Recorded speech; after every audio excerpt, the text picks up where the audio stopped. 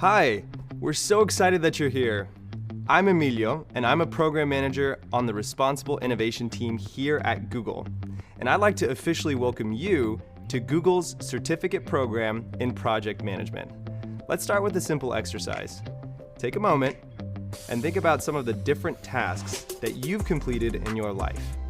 Maybe you planned your wedding or a birthday party, or you filed your annual tax returns. Maybe you moved from one state to another, or maybe you're the family member who somehow every year is tasked with organizing the annual family reunion. Believe it or not, you've been developing all kinds of skills through these tasks that'll help you become a successful project manager for any organization or your own business. With this program in project management by Google, we've put together a set of courses, activities, quizzes, and exercises that'll teach you the fundamentals of project management. And of course, help you get a job or advance in your career. Wondering how I started my own career in project management? Well, in college, I always gravitated towards things that were more hands-on and action-oriented and less theoretical. I wanted to make an impact in whichever career I took on. So my first job out of college was as a Spanish and leadership teacher in Los Angeles, California. My main objective in guiding the student leadership team at the school was to identify, mobilize, and inspire the student leaders.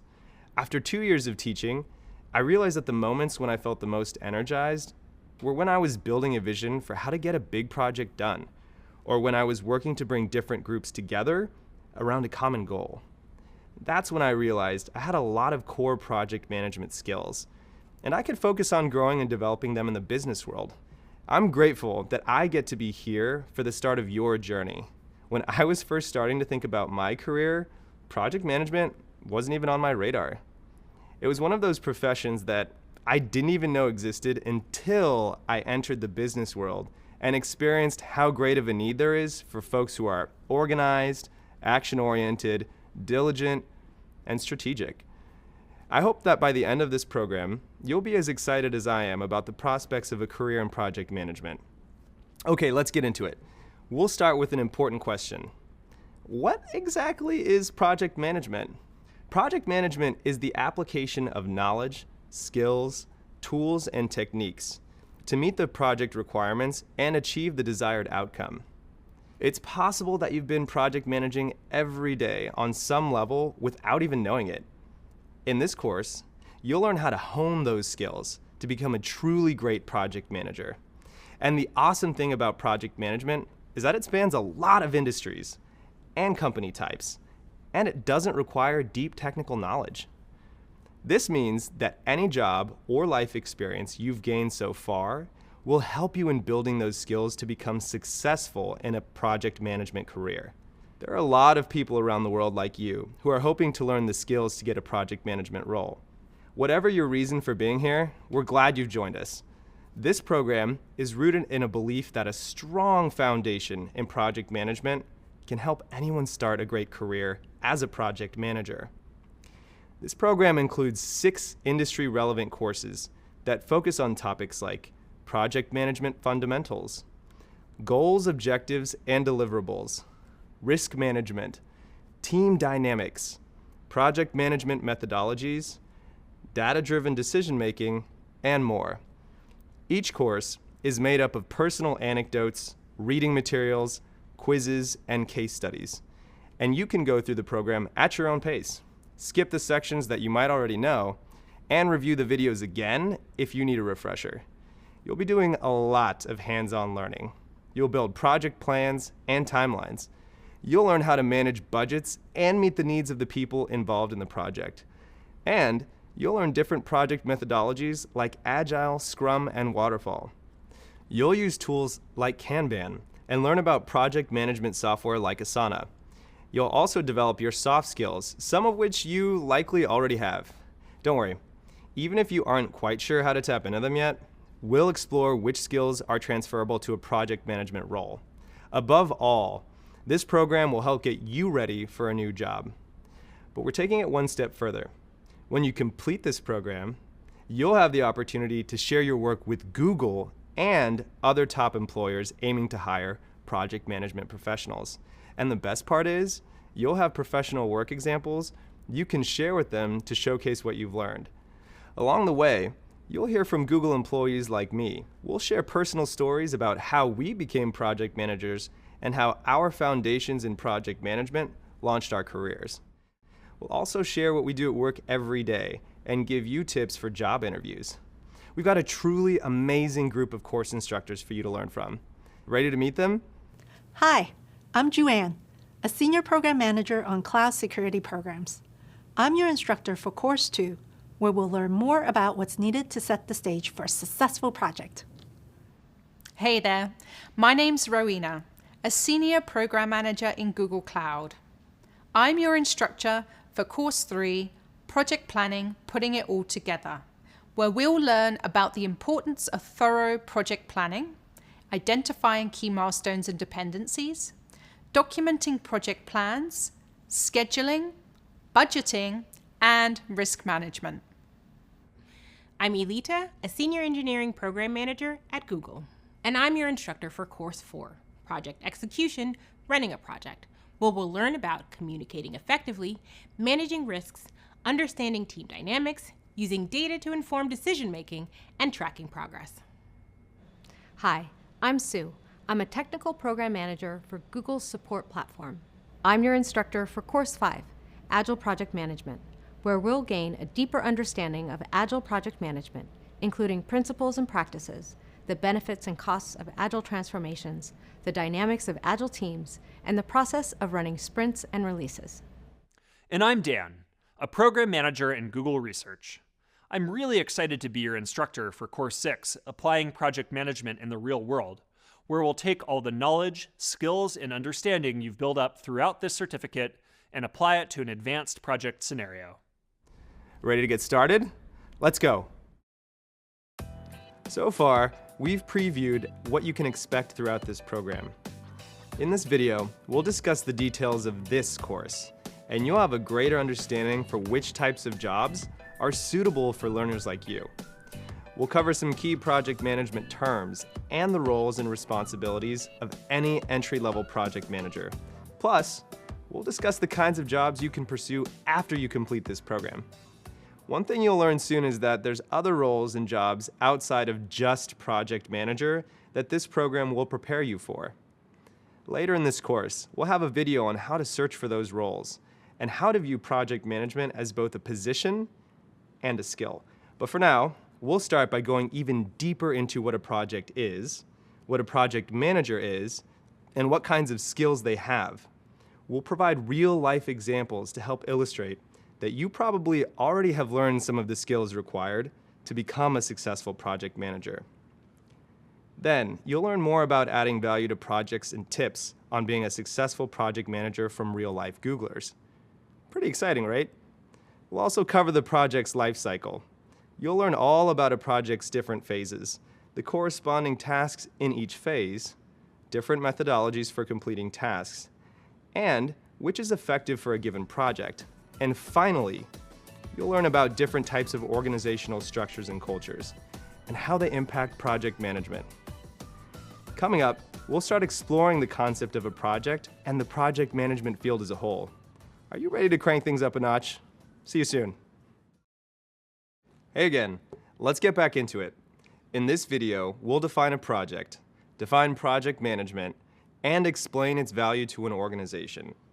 Let's start by defining exactly what a project is. A project is a unique endeavor and usually includes a set of unique deliverables. It's also a temporary pursuit. It has a defined beginning and an end. To put it another way, a project is a series of tasks that need to be completed to reach a desired outcome. Reaching that desired outcome takes collaboration and careful planning that keeps the project on track and on budget. That's where project management comes in. Project management is critical to the success of projects both big and small. So let's break it down into the what, the why, and the how. So what is project management? Why is project management an important part of an organization? And how is it vital to a project's success? As I mentioned, Project management is the application of knowledge, skills, tools, and techniques to meet the project requirements and achieve the desired outcome. Project management is valuable to businesses because it helps ensure that a project delivers the expected outcomes, both on time and within budget. To demonstrate what I mean, I'll take you through a real-life example of project management. Imagine a school district signs a deal with a telehealth company to make sure students don't have to miss school. The deal will be completed by the end of the school year. The students can now interact with the doctor through a tablet, smartphone, or computer while they're at school. Implementing this technology into the school's procedures is the project. It's got a clear outcome and start and end date. So how is that project managed? Well, this project has several tasks, and each one has to be carefully planned out and tracked or managed in order for the project to be completed. For example, to start, you can organize training sessions for faculty to get them better acquainted with the technology, policies, and procedures. You can budget for tablets, computers, and other vital equipment to facilitate the virtual checkups. And you can maintain strong communication with doctors, the telehealth company, and school staff members, and so much more. To successfully launch the product in the schools, all of those things need to get done, and that is project management. Seems pretty important to an organization's success, right? More and more, companies are starting to understand how project management can save them lots of money and time. Poor project management can lead to trillions of wasted dollars every year for organizations around the world. More specifically, poor project management can lead to 48% of projects missing delivery dates, 43% missing budget targets, and 31% failing to meet an organization's goals. As a company that serves so many different purposes and communities, it's no surprise that project management's a huge part of Google. But here, many of our project managers are described as program managers because they manage multiple projects for specific products, teams, or programs. There's thousands of people here with the job of keeping projects and programs running smoothly, people like me. I'm a responsible innovation program manager. My team is responsible for ensuring that the technology we produce, the research we pursue, and the publications we put out are all done with Google's artificial intelligence principles in mind. I review the processes for each of these types of technologies, and I give ideas for how to continue innovating responsibly to meet our organizational goals.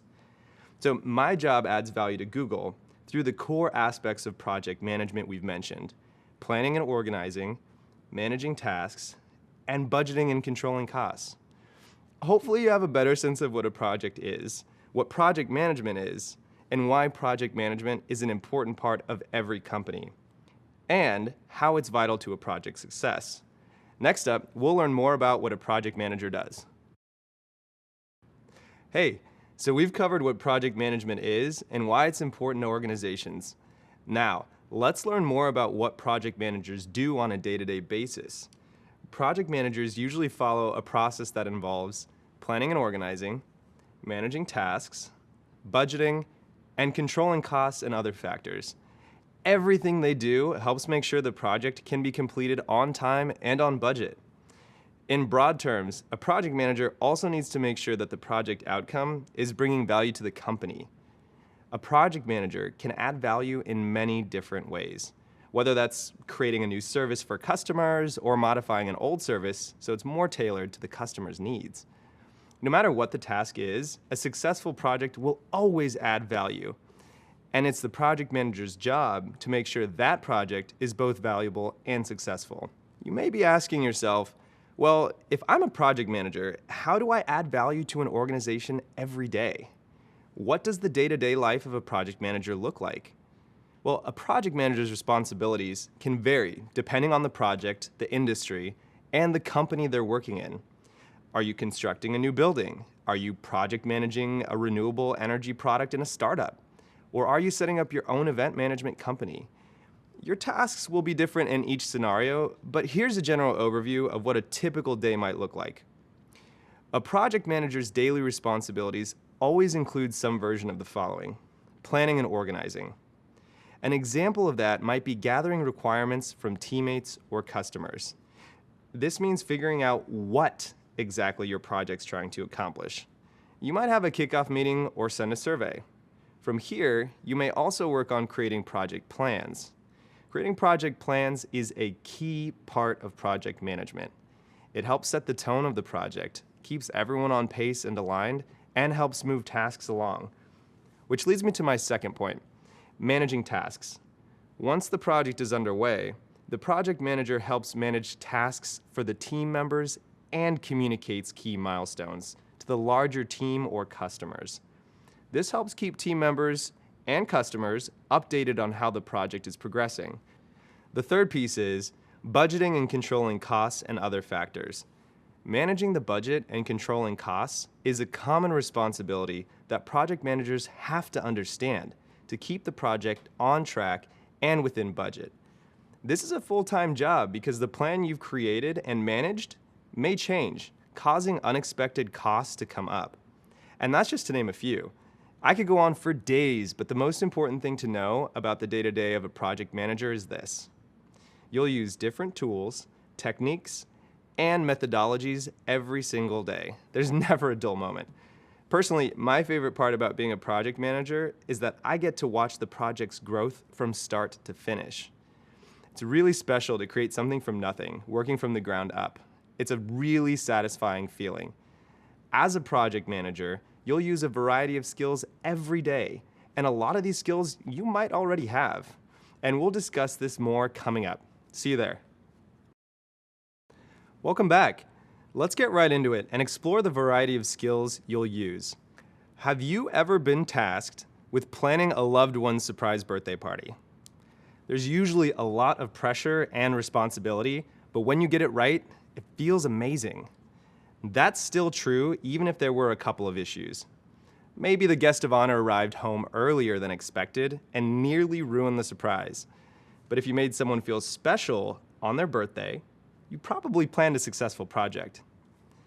As you chose a venue, sent out invitations, and calculated your budget based on your number of guests, you were using several project management skills, like planning and organizing, managing tasks, budgeting, and controlling costs, and more.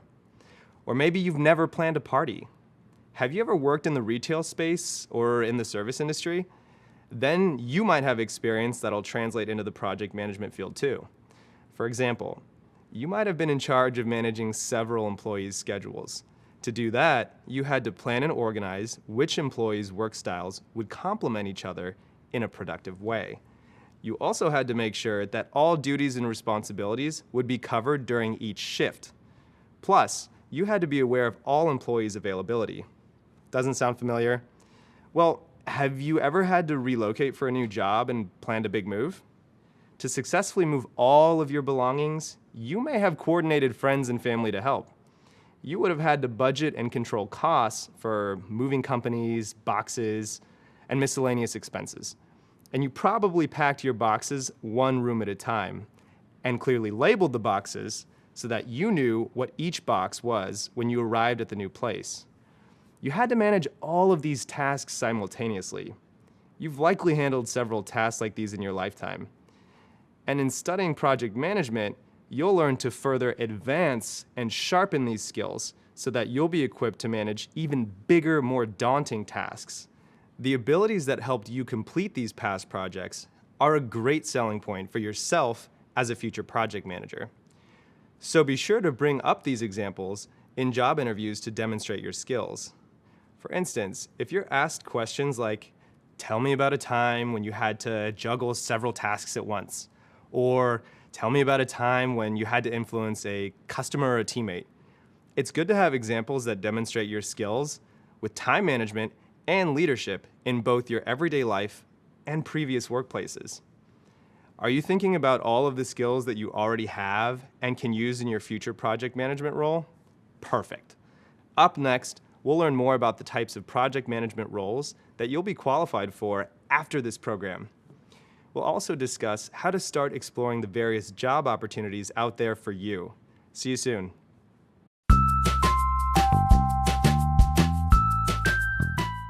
Hey everyone! My name is X, yes, just the letter. And at Google, I'm a program manager for a department called Responsible Innovation. Most of us in our everyday life use program management. When you have only a couple hours left in a day and you have to figure out, well, do I clean my house or do I go to the grocery store and how long will each of those tasks take? Those are just different elements or variations of program management and project management. My path to program management is pretty non-traditional. I didn't go graduate from a great college. In fact, I dropped out of high school and I dropped out of college. So a GED is like the highest credential that I have. So after I dropped out of high school, I taught myself how to code. I built a whole bunch of websites, but realized I didn't have the responsible skills to make me a mature adult. So I ended up joining the military. After spending 8 years in the Army, I traveled the world building apps for really big companies and governments around the world. When I came into Google, I realized I could still be technical, but then I'm just using the skills I already have. So how can I grow myself as a person by learning new skills? And that's when I heard about the program manager role. The program manager role at Google is super cool because it varies depending on which team you're on. So if you're a program manager in Google Cloud, that could look very different than being a program manager in YouTube. That switch up and that change from coding all day long in front of a computer screen was something that was really, really attractive to me. Some of the biggest skills from my past and my history that helped me become a program manager and make that transition from somebody who was managed by program and project managers to actually becoming one myself was taking a little bit more accountability in my personal life. There's lots of things I want to learn in life, and I started doing things like making schedules to practice, like different instruments, like the bass guitar. And each of my roles, whenever I worked with a project or program manager, I also made sure to check in with them about why they were doing what they were doing.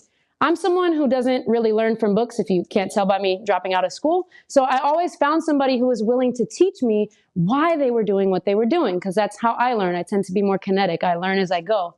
Program management to me was a natural calling. Not because I like to run around and make sure everyone, tell everybody what to do, but because I have a real personal passion for bringing people together and getting everybody on the same page to move towards the same goal. Whether that's convincing all my friends to go to my favorite vegan spot in downtown LA like 4 times a week, or whether that's getting us all together to resolve conflict or to work on an idea and collaborate on projects on the side together. Those skills that you use in your everyday life to keep your tasks together can apply to program and project management very easily. You just have to be a little bit more intentional around them, and there's a lot more paperwork involved. Welcome back.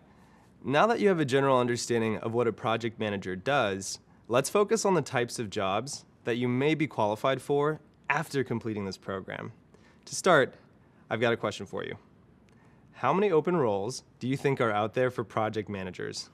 Hint, the answer is a very big number. Project managers are in high demand. In 2017, a study by the Project Management Institute found that by the year 2027, employers will need 87.7 million people filling project management aligned roles. According to that same study, the industries with the most growth are manufacturing and construction, information services and publishing, management and professional services, finance and insurance, utilities, and oil and gas. Project management plays a big part in helping all of these industries grow. In some industries, you'll find the term project manager grouped with a more industry-specific qualifying word.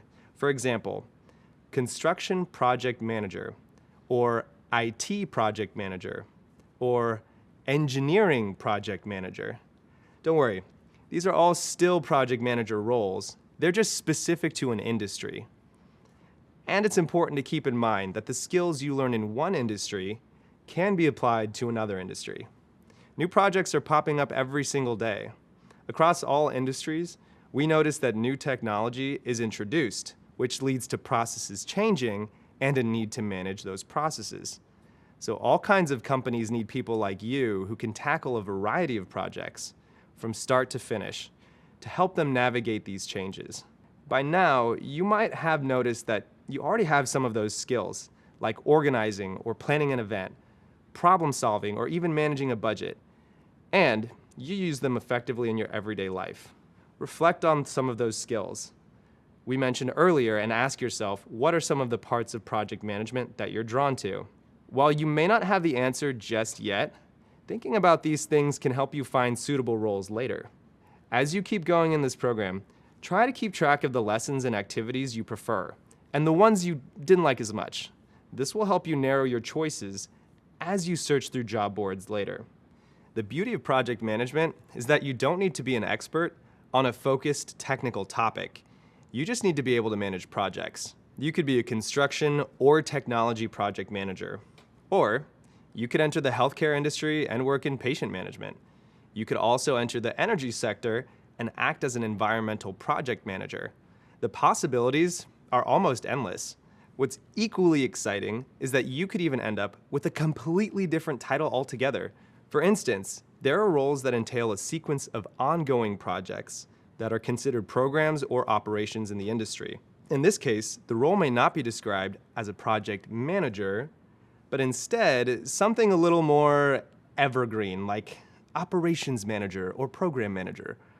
Other titles that might make sense for you could include operations assistant, project assistant, project coordinator, and program assistant. When it comes to job duties, your responsibilities might change depending on the type of company you choose. For example, the workload and specific tasks at a small agency will be different from those at Google. It's also important to keep in mind that as the world continues to change and evolve, so do industries and the job opportunities you'll find there. So be sure to cast a wide net. You'll be able to find more and more jobs you're qualified for. In addition to being qualified for project management related jobs, there's plenty of other roles or paths that may interest you. Internships can sometimes be a good place to start. An internship is a short-term way to get hands-on experience in an industry. Plus, internships are a great way to help boost your resume and set yourself apart from other candidates. One of the key benefits of internships is that you get real work experience while simultaneously networking with people in that industry. It's a win-win. Now, some internships in your field might not technically be project manager roles, but a lot of roles are easily transferable. For example, something like an events manager intern role can become a full-time project manager position later on.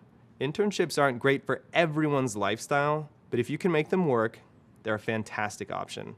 Another path you can take is contract work. Working for companies on a contract means you'll work with them on a project-by-project basis, but you won't be a full-time employee. This kind of work is a great way to get your foot in the door and build your portfolio. Plus, it gives you the flexibility to try your hand at a few different projects at once, depending on the commitment level required for that. Another benefit of contracting is that it lets you explore different kinds of companies and project types. Since it's a temporary position, you can explore what type of company is the best fit for you.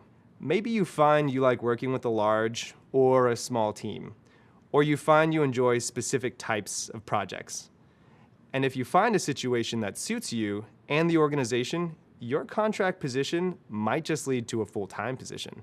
As you keep charging forward, try thinking about the type of job you might be interested in going after when we're done here.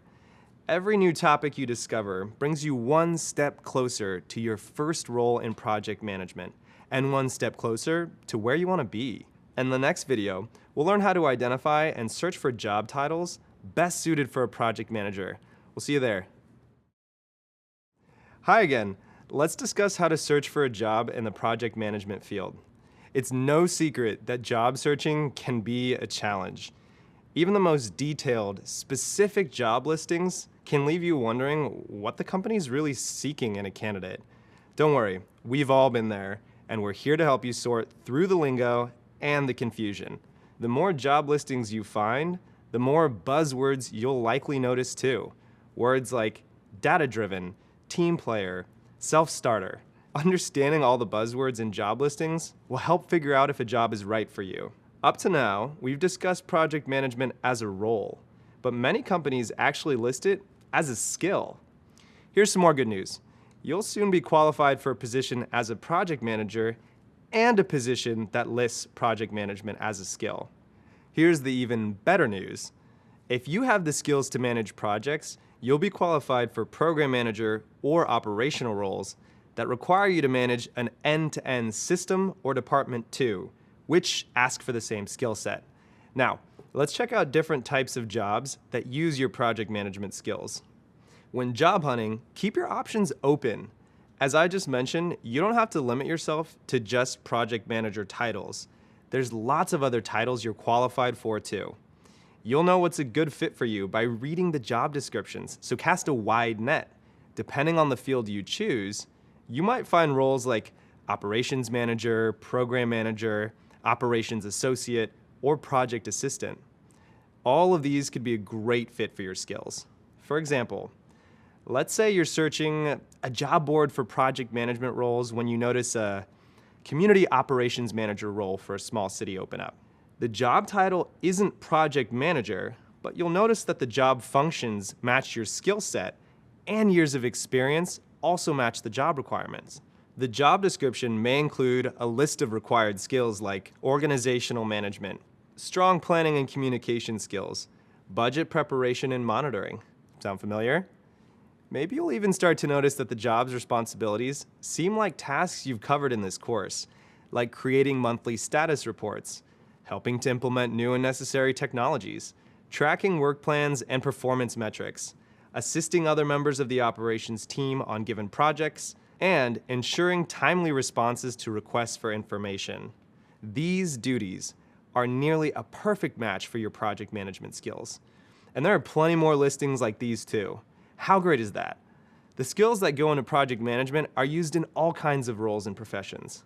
Believe it or not, we've all worked with or learned from a project manager at some point in the past. Can you guess who that is? It's your teachers. Think about it. Everything that goes into being a teacher takes project management skills.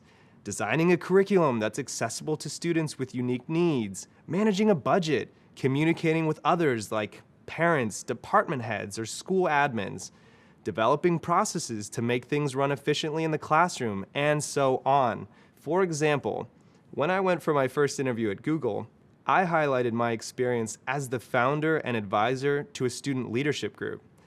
I told them about how I assembled and led a team of 20 students to plan and execute events like fundraisers, community gatherings, and academic assemblies for over 300 students during the academic year.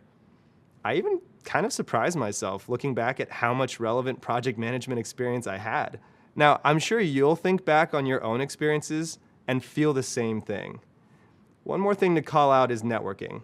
Networking is when you meet other people in a professional setting with the goal of learning, sharing knowledge, and creating new business connections. This plays a big role in job hunting, so it is a great tool to start learning and perfecting. The skills you learn here will prepare you for all kinds of project management jobs. Knowing how to search for jobs will make it even easier to match those skills with the best opportunities for you.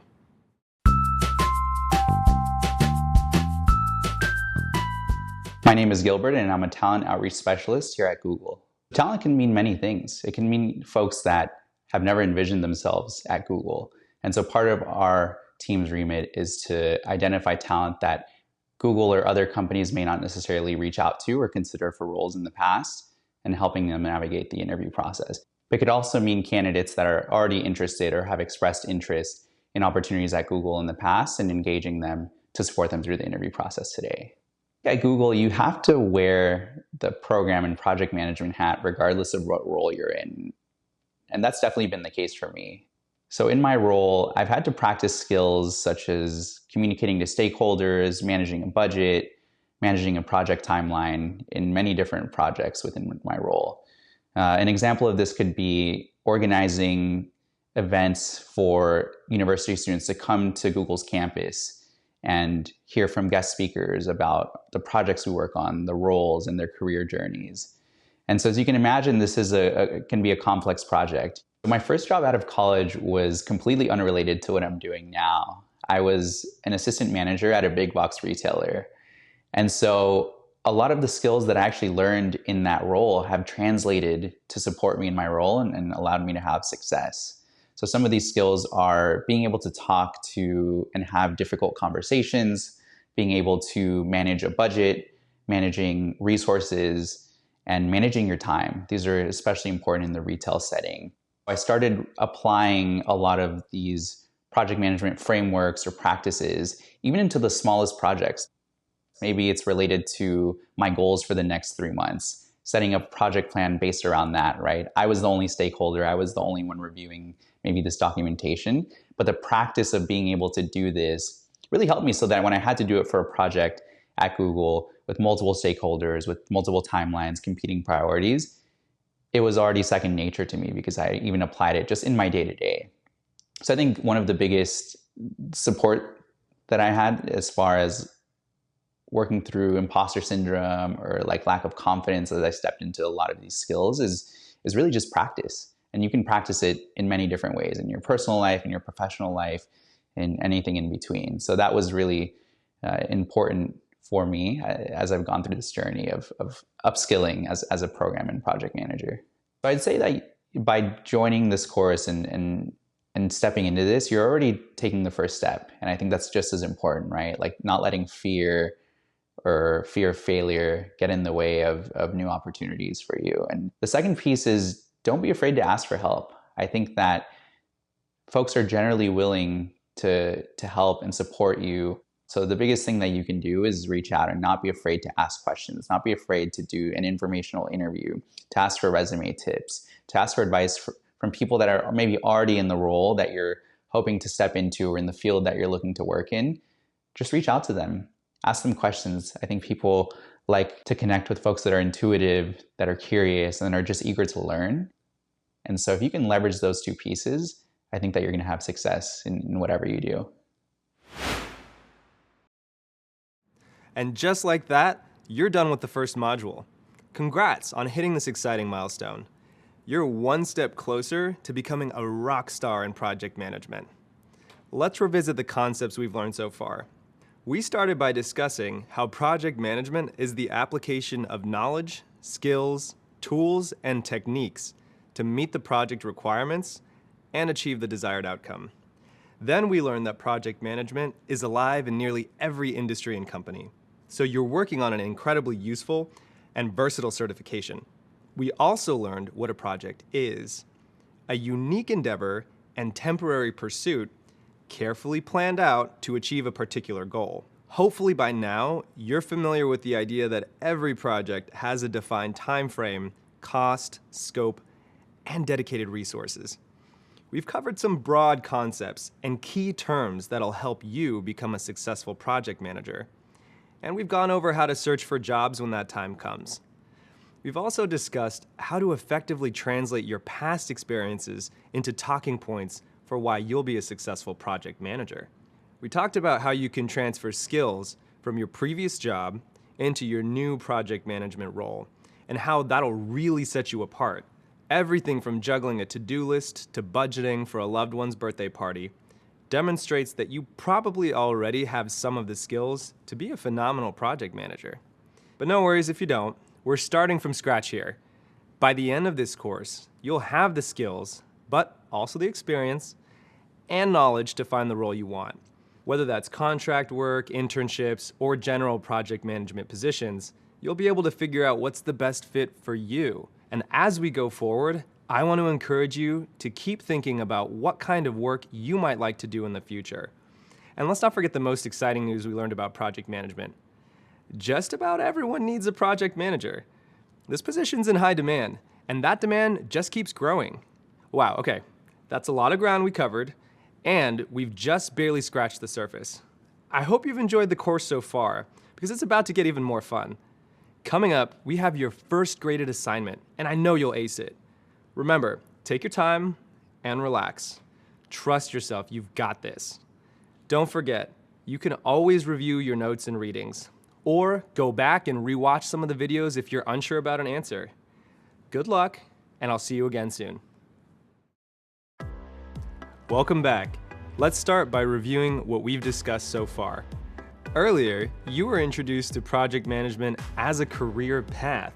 We discussed how this course can help you advance your career goals with a project management certification. And we also discussed some of the basics of project management. like how to define a project and its different components.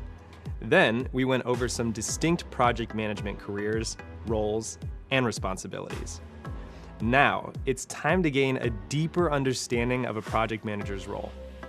By the end of this module, you'll be able to explain the unique value a project manager brings to their team. You'll also be able to describe a project manager's roles and responsibilities and list their core skills. This course will help you continue to recognize the skills that you already have that will help you become a successful project manager. It will also help you identify new skills that you may need to learn in preparation for your new career. Ready? Let's get started. Earlier in this course, we introduced you to the world of project management.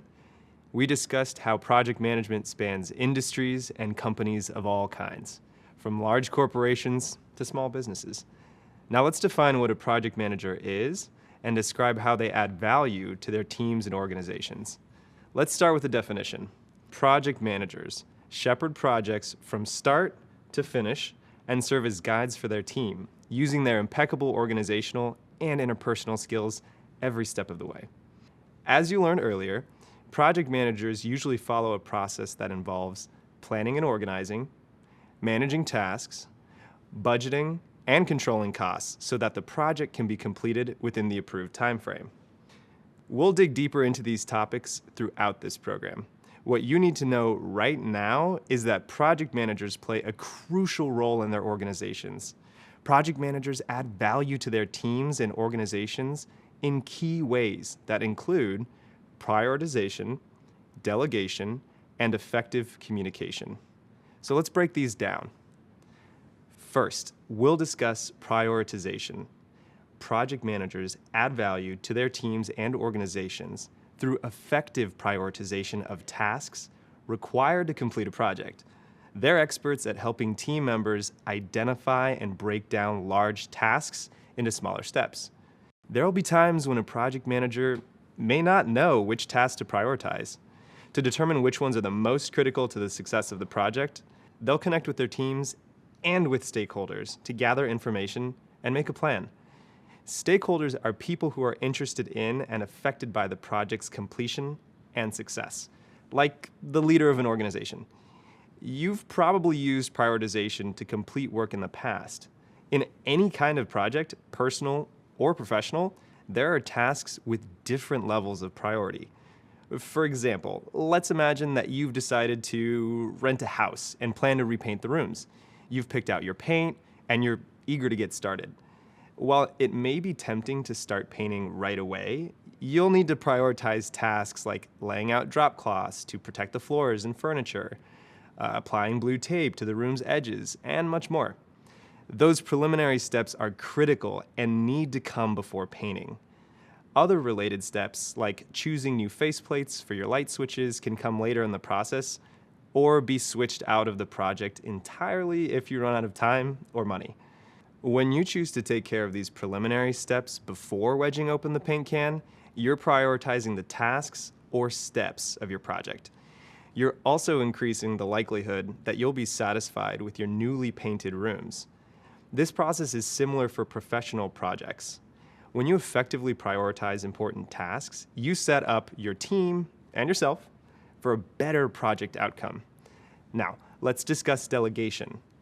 Project managers use delegation to add value to their teams and organizations by matching tasks to individuals who can best complete the work.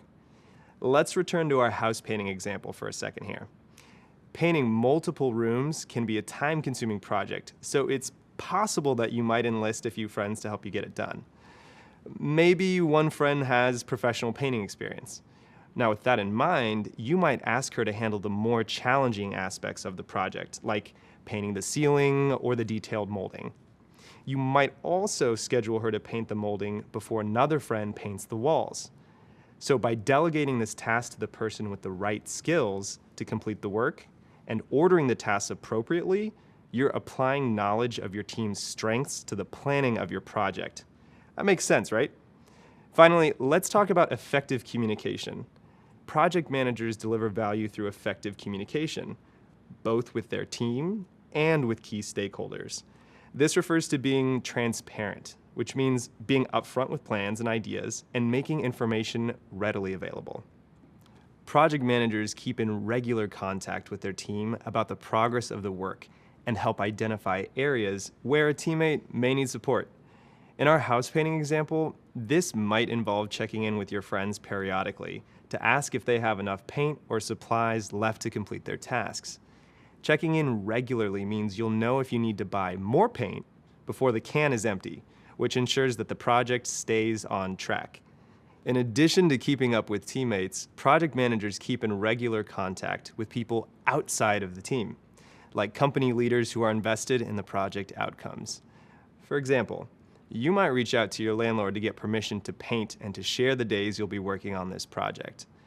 Though your landlord isn't directly involved in the project's execution, the outcomes will affect her property, and so it's important to keep her informed. Without your project management skills, you might run out of paint halfway through the project, your walls might get painted without drop cloths to protect the floors, and your landlord could be caught off guard about your plans. So it's a good thing you're here to keep the project running smoothly and efficiently. Great. Now you should be able to define what a project manager is and explain how they use prioritization, delegation, and effective communication to deliver value to their organizations. Coming up, you'll hear about the career path of a real-life project manager at Google. Their journey, to me, is fascinating, and we can't wait to share it with you.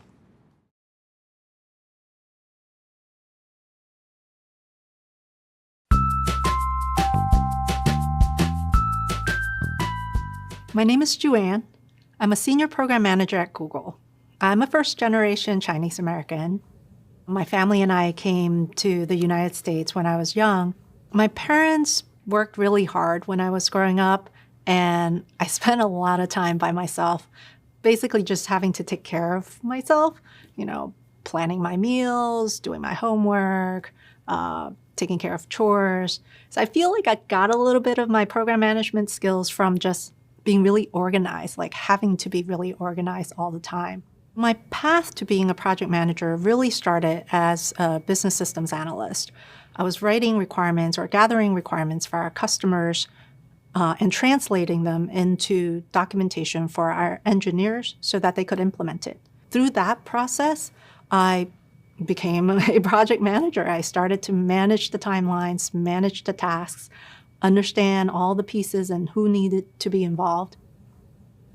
And there you go, you have a project manager. I think the funnest part about being a project manager is really working with people. You get to meet all different kinds of people, different personalities. Sometimes you get to travel to places to meet them, but even when you don't, I think just meeting new people and understanding how we interact, how people interact and behave is fascinating. I think if you build a relationship, focus on the relationship, and really understand what their style, where they're coming from, what their concerns are, it will help your relationship, your working relationship, much better. You can communicate with them in the style that's necessary. You can work with them in the style that's more receptive to them. And that would just make the project better all around. Welcome back. I hope you enjoyed that last story, because for me, it's always helpful to hear about someone else's career path. Maybe you even noticed a few parallels between their career path and your own, or you felt inspired to pursue a specific area of project management. So far, we've discussed the types of project management roles you'll be qualified for and how to search for them. And earlier, we discussed the value that project managers bring to their teams and their organizations. Now let's learn more about the roles and responsibilities of a project manager. Earlier, you learned that project management is the application of knowledge, skills, tools, and techniques to meet the project requirements and achieve the desired outcome. So, how does that actually happen? Well, that's where you come in. Project managers usually follow a process that involves planning and organizing, managing tasks, budgeting, and controlling costs, and other factors so that the project can be completed within the approved budget and time frame. Let's break these down into examples of responsibilities that you might find in a job listing for a project management role. We'll start with planning and organizing. One responsibility that falls under the umbrella of planning and organizing is making use of productivity tools and creating processes. During the planning and execution of a project, you might need to use certain tools and develop processes to improve information sharing across the team. You may also need to create plans, timelines, schedules, and other forms of documentation to track project completion. And you'll usually need to maintain those documents throughout the entirety of the project. The next task is budgeting and controlling costs and other factors. As the project is underway, changes to the plan and budget are bound to come up, believe me. This will require you to monitor and manage the budget, track issues and risks as they arise, and manage quality by mitigating those issues and risks. One way to do this is by removing unforeseen barriers that come up. Now, by barriers, we mean things that can get in the way of project progress. For example, if your teammates lack the resources needed to complete a task, you might identify that issue or barrier up front, escalate the issue to a stakeholder, and work to secure the resource so your team can move forward. Another huge piece of the project manager's role is managing tasks. A project task is an activity that needs to be accomplished within a set period of time by you, your team, or your stakeholders. Keeping track of tasks is a great way to help manage the team's workload and ensure that things are getting done. Keeping track of tasks is also a great tool for demonstrating progress to people outside the immediate team, like your stakeholders. Back when I was a program manager in student development here at Google, one of our goals was to create pathways for students who identify with communities that are underrepresented in the technology industry. A large part of my day-to-day responsibilities involved working with two separate engineering teams to create our technical curriculum. To manage the tasks associated with this project, I created separate project trackers for each team that outlined the vision for the curriculum. These trackers kept both teams in the loop about the timeline for delivery, the categories and subcategories for work, and the team members assigned to each task. I also made sure to update our stakeholders every step of the way. By actively managing tasks throughout the project lifecycle, I was able to keep tabs on everyone's work and efficiently inform stakeholders, which allowed us to achieve our project goal with minimal issues. Nice job. Now you should be able to describe the roles and responsibilities of a project manager. Coming up, we'll discuss a project manager's role within the extended team, including how to work alongside the people tasked with executing the project. Catch you in a bit. Hey, and welcome back. Earlier, you learned more about the responsibilities of a project manager. And while it might seem like a lot to keep track of, it's important to know that you, as the project manager, won't need to do everything on your own. Let's discuss the role of the project manager and how that role relates to other roles within the project team. It's easier to hear the term manager and immediately think of your boss, but a project manager is not often the direct manager of the people working on a project team. Here we're discussing the project manager as someone who manages the tasks of a project. But what does that really mean, right? Well, although you might have a few teammates working with you on a project, you're probably not their day-to-day boss. With the help of your team, you can get a lot more done together. Everyone on your team will have their own set of roles and responsibilities, and you'll come together to ensure that everyone is able to do their part to advance the project. Each person will be an expert on their portion of the project, but no one will be an expert on every aspect of the project. And honestly, neither will you. For instance, the graphic designer will focus on graphic design, but probably won't be an expert on copywriting. Similarly, you'll be an expert on project management, but may not be an expert on marketing. Here's another way to think about it. Imagine that you're organizing a camping trip. You might be the person in charge of planning the trip, but that doesn't mean you have to be a camping expert. Maybe you've never been camping before, but your partner grew up spending every summer by the campfire. In that case, you might assign them the task of picking out the right number and style of tents for your group.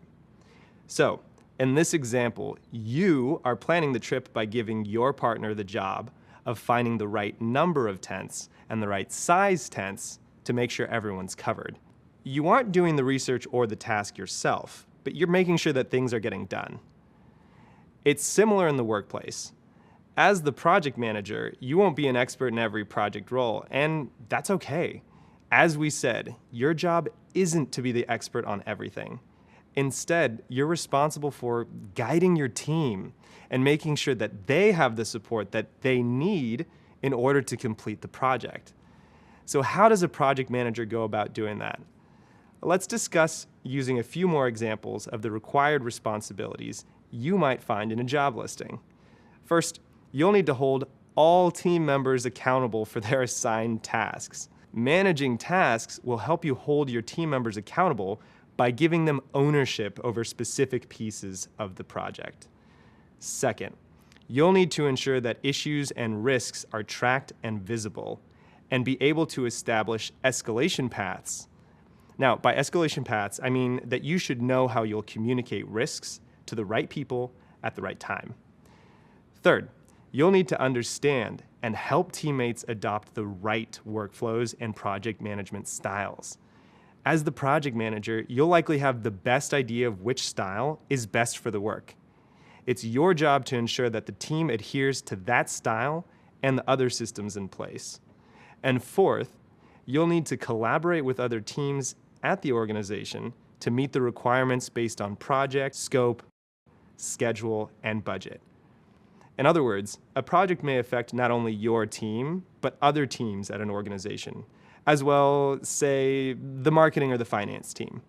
So you'll need to work with those teams to ensure that everyone is happy with the project outcomes. You'll learn more about working with other stakeholders in a later course. Catch all that? Let's recap. You've learned that a project manager isn't always the direct manager of each member of the project team. Rather, they're responsible for guiding those people and ensuring they have the support they need to complete the project. Now that you have a good sense of the way that a project manager fits into the project team, let's move a little bit ahead, where we'll discuss the types of skills that a project manager needs to succeed. Meet you there.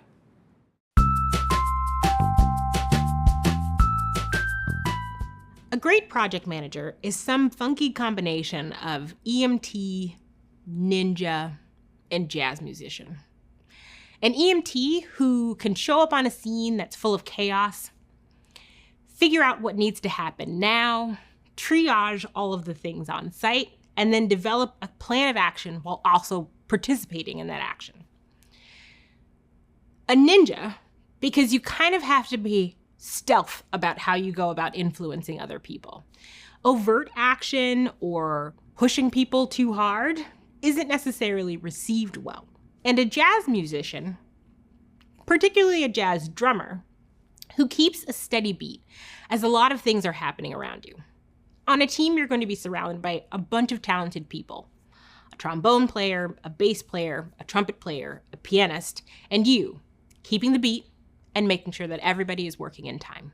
I spend most of my days with my product and engineering counterparts talking a lot about strategy, updating status to key stakeholders, and trying to figure out what comes next for our product. Some things about my job never change, from this day to my very first day.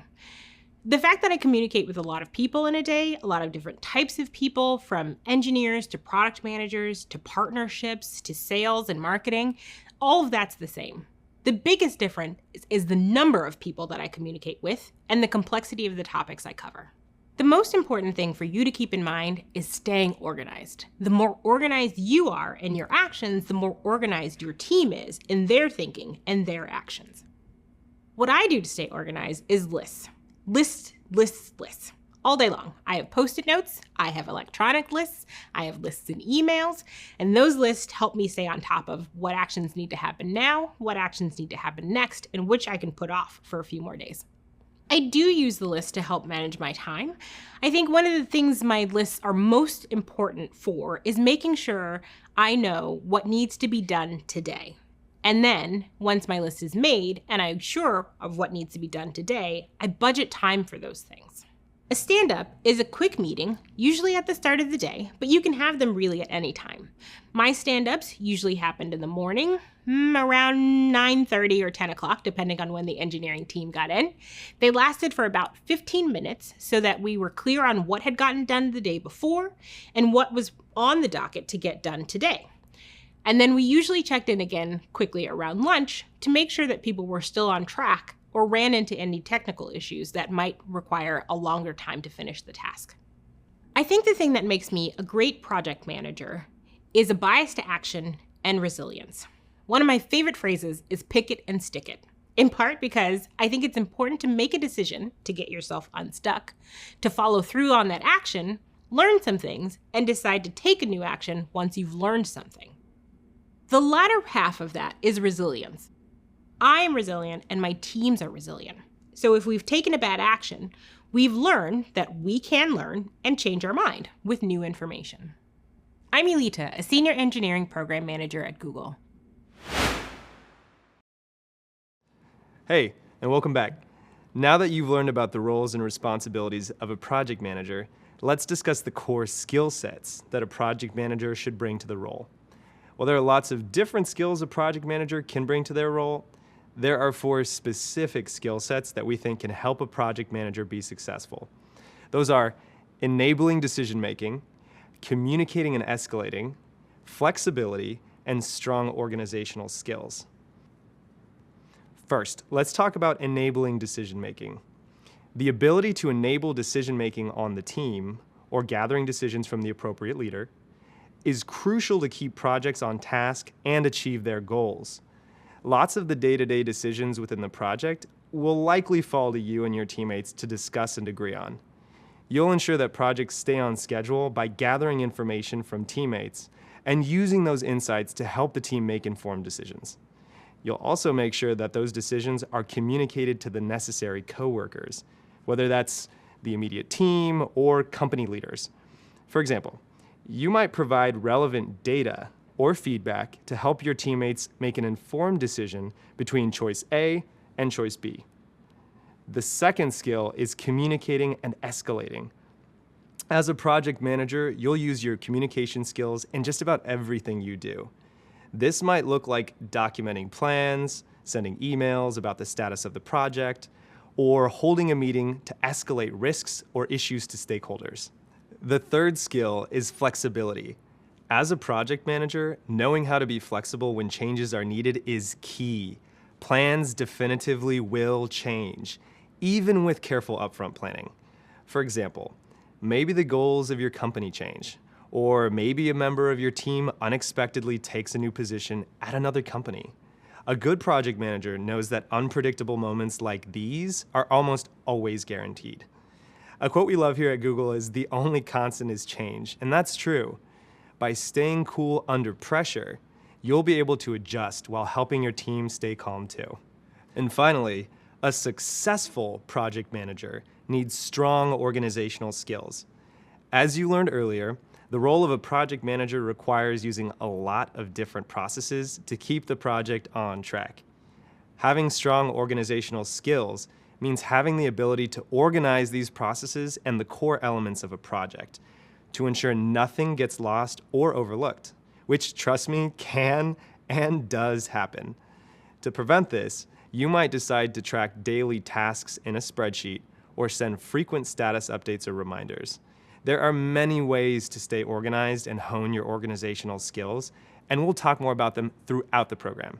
To recap, decision-making, communicating and escalating, flexibility, and strong organizational skills are 4 core skill sets that are essential to successful project management. You can continue to build on these skills by becoming familiar with industry knowledge that applies to most project management roles. Knowledge of helpful tools and templates and familiarity with popular project management styles like waterfall and agile can help you organize and document the project throughout its life cycle. We'll learn about these throughout this program.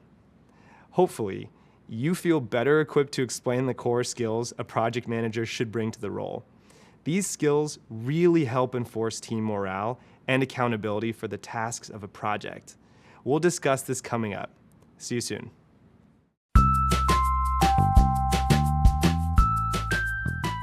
My name is Rachel. I'm a senior program manager in Google New York. Google hired me out of a bar in the East Village about 12 years ago. For about 3 years, a group of NY Ops and SRE drank at my bar. And like everyone at the bar, they asked the bartender for advice. So I gave them advice and helped them through a lot of problems and also became friends with them. I really admired them. They were incredibly smart and charming and really good drinkers and tippers. Eventually, I wanted something different from my life than standing behind a bar all night long. And there was an opportunity to apply for an admin role on their team. So I joined Google in 2008. They hired me first as an administrator for site reliability and engineering ops in New York City. After about 2 years, transferred into program management. Google's hiring is a little more conventional now, but the skills that I polished while being a bartender inform my everyday work. A wise old bartender that I knew on the Lower East Side once told me that a bar was a room full of tables and chairs and some beer, and a meeting room was the same, a room full of tables and chairs. People come into a bar like they come into a meeting room, wanting to leave feeling something else. So as a program manager, my job was to help people through that experience, the aesthetic experience of meeting with each other, making decisions, and coming to conclusions together. Very similar to bartending and helping people have a better night. My role as a program manager started by someone taking a risk on me. My engineering partner picked me out of the admin pool because he knew that I could build community with his engineers. When you work at a bar, you have to talk to anyone who comes into the bar. Anyone who walks through that door is your customer.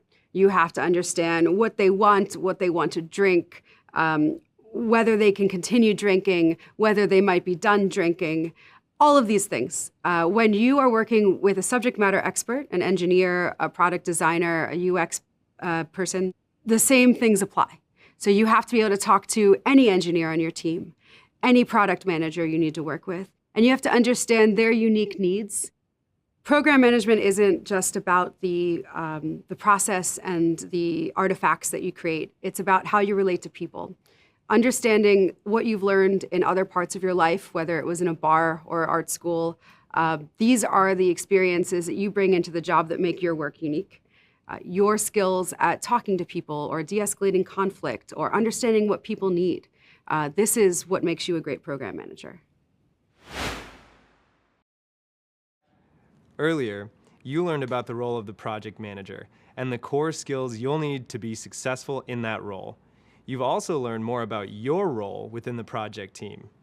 Now let's discuss a few key skills that you'll use to build relationships with your teammates and stakeholders. Using your interpersonal skills is key to building relationships with the people involved in your project. By developing these relationships, you'll learn about the needs and concerns of the team. This will help you determine the priorities of the project and motivate your team throughout the process. Possessing strong interpersonal skills is a huge part of good leadership. Even if you've never held a formal leadership position, having these skills will help you when you need to guide a team. This is called influencing without authority, which refers to a project manager's ability to guide teammates to complete their assigned work without acting as their direct managers. There's a few key interpersonal skills that you can use to accomplish this and guide the project outcomes, even without the authority of being your teammate's boss. These skills include communication, negotiation, conflict mediation, and understanding motivations. So let's break these down. First up is a key skill we've mentioned a few times now, communication. In the context of leading a team, communication can include checking in with teammates to understand how they're progressing on a task and providing clear feedback on the quality of a teammate's work. Next is negotiation. Negotiation might include working with a teammate to compromise on a new deadline when they tell you that they won't be able to complete their work on time. Now, trust me, I know this can be frustrating, but you'll need to use your negotiation skills often with your teammates and stakeholders to balance their needs and what is best for the project. Another important skill is conflict mediation. As we mentioned, project plans can change and issues will arise. This can sometimes lead to tension and conflict within the team. So conflict mediation is a great skill to practice and develop to ensure the project does not suffer as a result. This might involve setting up a meeting with two teammates who are struggling to agree upon the best way to handle a shared task. And finally, there's understanding motivations. This means getting to know your teammates and figuring out what pushes them to do their best work. Understanding motivations might also include learning how your teammates prefer to receive feedback and how they like to receive recognition for doing a great job. You would use that individualized information to motivate and encourage each person on your team. So to recap, communication, negotiation, conflict mediation, and understanding motivations are all interpersonal skills that will help you influence without authority. During job interviews for project management positions, you might be asked to discuss a time when you influenced without authority. And it's possible that you've already noticed ways that you've used these skills in your personal life without even realizing it. For example, let's say you have a coworker who's constantly late to every meeting, and I mean every meeting. While you can't force them to arrive on time, it's likely that you've thought about ways to motivate them to want to be on time. In doing so, you might have also wondered how to change the way you communicate with your coworker to influence them to be on time. Maybe you've tried asking them to arrive 15 minutes earlier than the rest of the group. Or maybe you've told them how this behavior impacts the rest of the team. Both of these strategies are examples of influencing without authority, and they serve to encourage specific behavior. Influencing without authority is one of the most critical and one of the most challenging aspects of project management. As you've just learned, you'll need to leverage your interpersonal skills in order to do it effectively. In later courses, we'll review and learn more about using your interpersonal skills to manage various projects. We'll see you in the next video.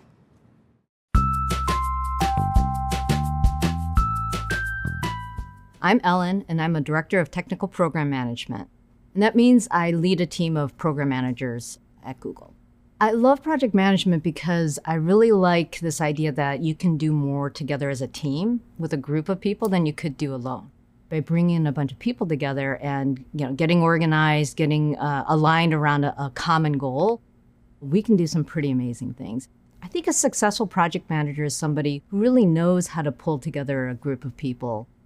To me, there's really two parts of project management. One is this laser-like focus on executing on this goal. But then the other part is the people. And so a successful project manager can do both. When I first started managing project managers, it was really about, everyone works on their own project.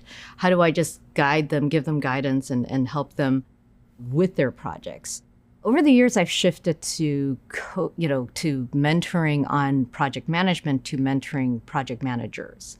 And what I mean by that is it's different. I'm no longer saying, here's what you should do on your project. I'm really trying to help them think about how to think about their projects. One of the things that I think about a lot as I'm building a project management team is having a really diverse set of folks who with different backgrounds, different experiences, and we're a global company, so we're really trying to make sure we are a global team as well. And when I talk about diversity of background and experience, it really is about, working in different types of environments with different types of teams. When I chat with new project managers, and they say how do I continue to grow as a project manager? My answer is work on different projects, right? Work on as many projects as you can, but don't be afraid to try different areas, different domains, work with different people. With every project you work on, you're gonna really learn something. Nice work. So far, you've started learning all about project managers and the value they bring to their teams. We also introduced you to a few program managers here at Google who spoke about their own experiences working in the field. You also learn more about the day-to-day responsibilities of a project manager and how they guide their teammates to do their best work. And you learned about the types of skills you'll need to succeed in a program management role. As we move forward, you'll develop and hone lots of the skills needed for the daily tasks of a project manager. And hopefully, you've also identified the skills you already have that can help you become a great project manager and an asset to employers. Next up, we'll discuss the project life cycle. You'll learn more about the different phases of a project and the tasks associated with each phase. You'll also learn more about some of the most popular project management methodologies used across industries today and how to choose the best one for your project. See you soon. Welcome back. Before we move on, let's recap what's already been covered.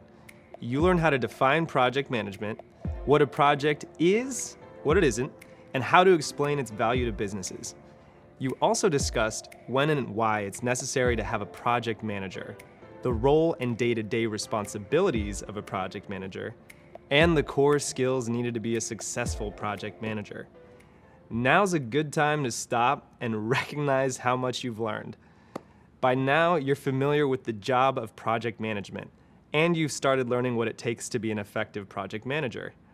Now you'll go a little further and learn some of the ins and outs of the job. And before you know it, you'll be ready to guide any project successfully. Are you ready? Well, coming up, I'll introduce you to the two most popular approaches to project management, waterfall and agile. We'll also cover the project management life cycle and phases, and you'll learn about the different styles, scenarios, and factors that can impact a project and its tasks at any given phase.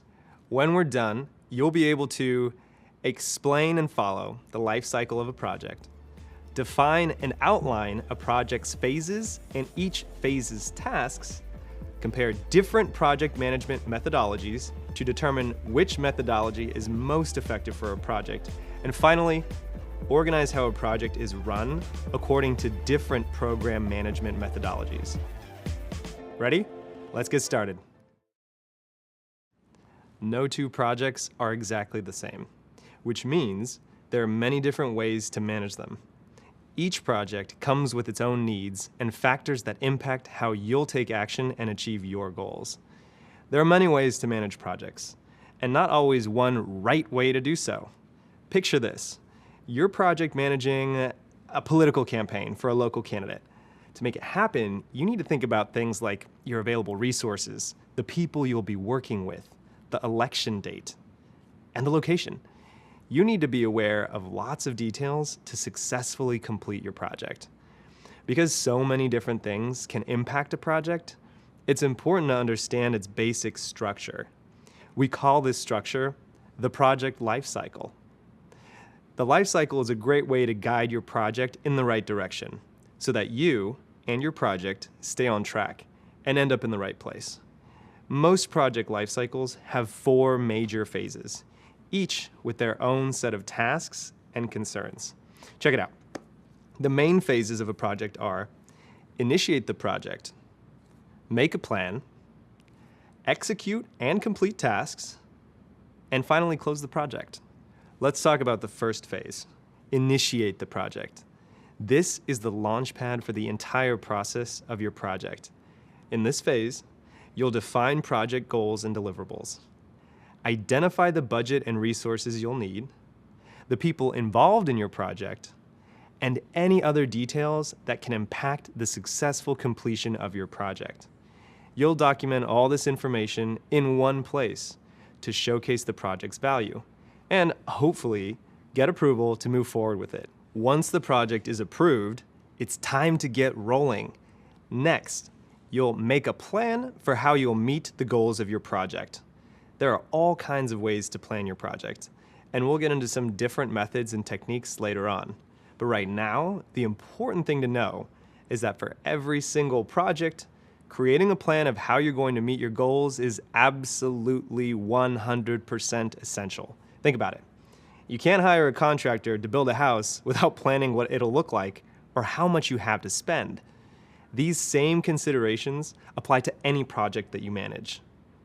To be effective, your plan needs to include a lot of things. For example, a budget, a breakdown of all the tasks that you need to be completed, ways to communicate team roles and responsibilities, a schedule, resources, and what to do in case your project encounters problems or needs to change. And that's just to name a few. Once you have your plan in place, it's time to execute and complete those tasks. It's important to point out that your project team has the job of completing the project tasks. Now, as the project manager, your role is a little different. While you might be in charge of completing certain tasks in the project, your primary tasks as the project manager are to monitor progress and keep your team motivated. You'll also remove any obstacles that might come up so that the tasks are executed well and on time. Finally, when all the tasks have been completed, all the resources have been accounted for, and the project has crossed the finish line, it's time to close the project. Why is it important to close? Well, one big reason is so your team has a moment to celebrate all of their hard work. But closing the project is also a chance to evaluate how the project went. You can make note of what worked and what didn't, so you can plan better for next time. Even if the project was a massive success, it's helpful to take time to reflect. Closing the project is also a great way to connect with anyone outside your team who may have had interest in the project's goal. You can let everyone know what was completed and what you accomplished. Some projects, like the campaign example, will have a firm end date. Once the project is finished, that's it. There's no more work to do. Other projects have different finish lines. For example, a project where you're implementing a new ordering system at a restaurant is complete after the system is set up and the employees know how it works. At that point, your goals are completed. Now it's time to hand over the project to another group whose job it is to provide support and make sure the system stays running on a day-to-day basis. Another example of this is, I once project managed the creation of a dashboard that would be used by various stakeholders in my organization. This dashboard would show pertinent information to each stakeholder depending on the team that they were a part of in our broader organization. I project managed the beginning, from writing out the vision for the project, to the end, where we delivered the dashboard. Now, once I passed off the final product, I transitioned the continued update of each team's data and the corresponding dashboard page to the respective teams. Think of it like turning over the keys of a newly built house to its new owner. The project of building the house is complete, and now it's up to the owner to take care of the house's maintenance and the upkeep. So there you have it, the project lifecycle. The exact name for each phase might change depending on the type of project or organization you work for, but the general idea stays the same. And following the project processes you will learn in this course will set you up for project management success. Next, we'll take a closer look into what happens during each phase of the traditional project lifecycle. Now that we've discussed the project lifecycle, we're going to explore some of the different tasks that match up with each lifecycle phase. But first, let's review the phases. The project lifecycle phases are: initiate the project, make a plan, execute and complete tasks, and close out the project. Okay, great. Let's get back to the tasks that need to be accomplished during each phase. For this video, we're going to focus on the first two project lifecycle phases: initiating the project and making a plan. It's important to call out that the name or tasks for each phase might change or may be a little different depending on the type of project or the organization where you work. At Google, we use a mix of different project management methods, which you'll learn more about later in the course. But regardless of the method, all projects share a lot of the same tasks needed to get the job done. So let's get into it. The first step of the project lifecycle is to initiate the project. During initiation, you'll organize all of the information you have available to you about your project. This way, when you're ready to continue on, you'll be prepared for the next phase when you can create your plan. Defining project goals makes the details of your project clear so that you and your team can successfully complete the project. For example, if the project goal is to manage a political campaign, then some deliverables, which are specific tasks or outcomes, might be to raise $5,000, or get 500 signatures in support of your candidate's cause. With this in mind, you'll need to do some research to come up with ideas that will help you meet your goals. You'll also need to find out what resources are available. Resources can include people, equipment, software programs, vendors, physical space or locations, and more. Anything you need to actually complete the project is considered a resource. Now, as a project manager, you'll record all of these details in your project proposal, and then get them approved by a decision maker or group of decision makers at your company so that you can move ahead with your project plans. Now, in some cases, you may be the decision maker, so be sure to consider the same set of factors when initiating your project before moving to the next stage. No worries, you will learn all the details about how to create a project proposal. We will be getting into more detail of what this is and how to create one later in the course. Voila! Once your project is approved, you'll move into the second step of the project lifecycle, which is to make a plan. In this phase, you'll create a budget and set the project schedule. You'll establish the project team and determine each person's roles and responsibilities. Let's pause for a second. You may be thinking, why can't we just get started? But that's the thing with project management. Deliberate planning is critical to a project's success. A crucial part of project management is planning for risk and change. An experienced project manager knows that plans always change. This ability to adapt is all about thinking and planning ahead. Scheduling delays, budget changes, technology and software requirements, legal issues, quality control, and access to resources are just some of the more common types of risks and changes that a project manager needs to consider. So it's important to keep in mind that planning is key to reducing those risks. But don't worry, if the idea of risks seems a little overwhelming right now, in later courses we'll teach you all about understanding risks. Just know that it's really important not to skip this step and to always make a plan. Again, the success of your project depends on it. Once you have a plan, you'll communicate all of this information to your team. That way, each member will know which tasks they'll own and what to do if they have questions or if they run into problems.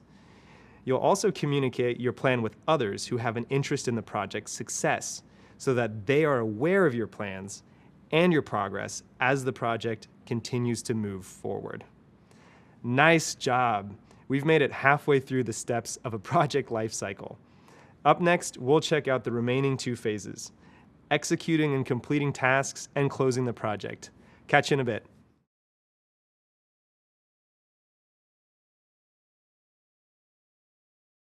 Welcome back. We just learned about the core tasks that need to be completed in the first two phases of the project lifecycle: initiating the project and making plans. Now, it's time to put your plans into action. Remember, it's not your job to actually do all the tasks. Your primary job as the project manager is to manage the progress of the project as a whole. This means you'll oversee your team's efforts and make sure everyone understands what's expected of them, what tasks need to be done, and how and when to complete those tasks. It's also your job to help remove any obstacles and to alert the right people if it looks like there might be a delay to the project. This means you'll need to communicate with your team and anyone else involved in your project through meetings, written communications like memos, emails or internal chat tools, and other working documents like task reports. Quick pro tip: if in doubt, err on the side of over-communication. As your project progresses, you'll make adjustments to the schedule, budget, and allocation of resources, clearly communicating updates all along the way. When all the tasks are complete and you've met the project goal, it's time to close the project. This phase is usually overlooked because it's easy to assume that once the project goal has been delivered, everyone can move on. But hold up, there's still a lot that needs to be done. First, check to make sure all tasks have been completed, including any work that was added along the way. Be sure any outstanding invoices have been paid, resources are returned and accounted for, and project documentation has been submitted. Next, and this is very important, get confirmation that the final outcome of your project is acceptable to the people you're delivering it to.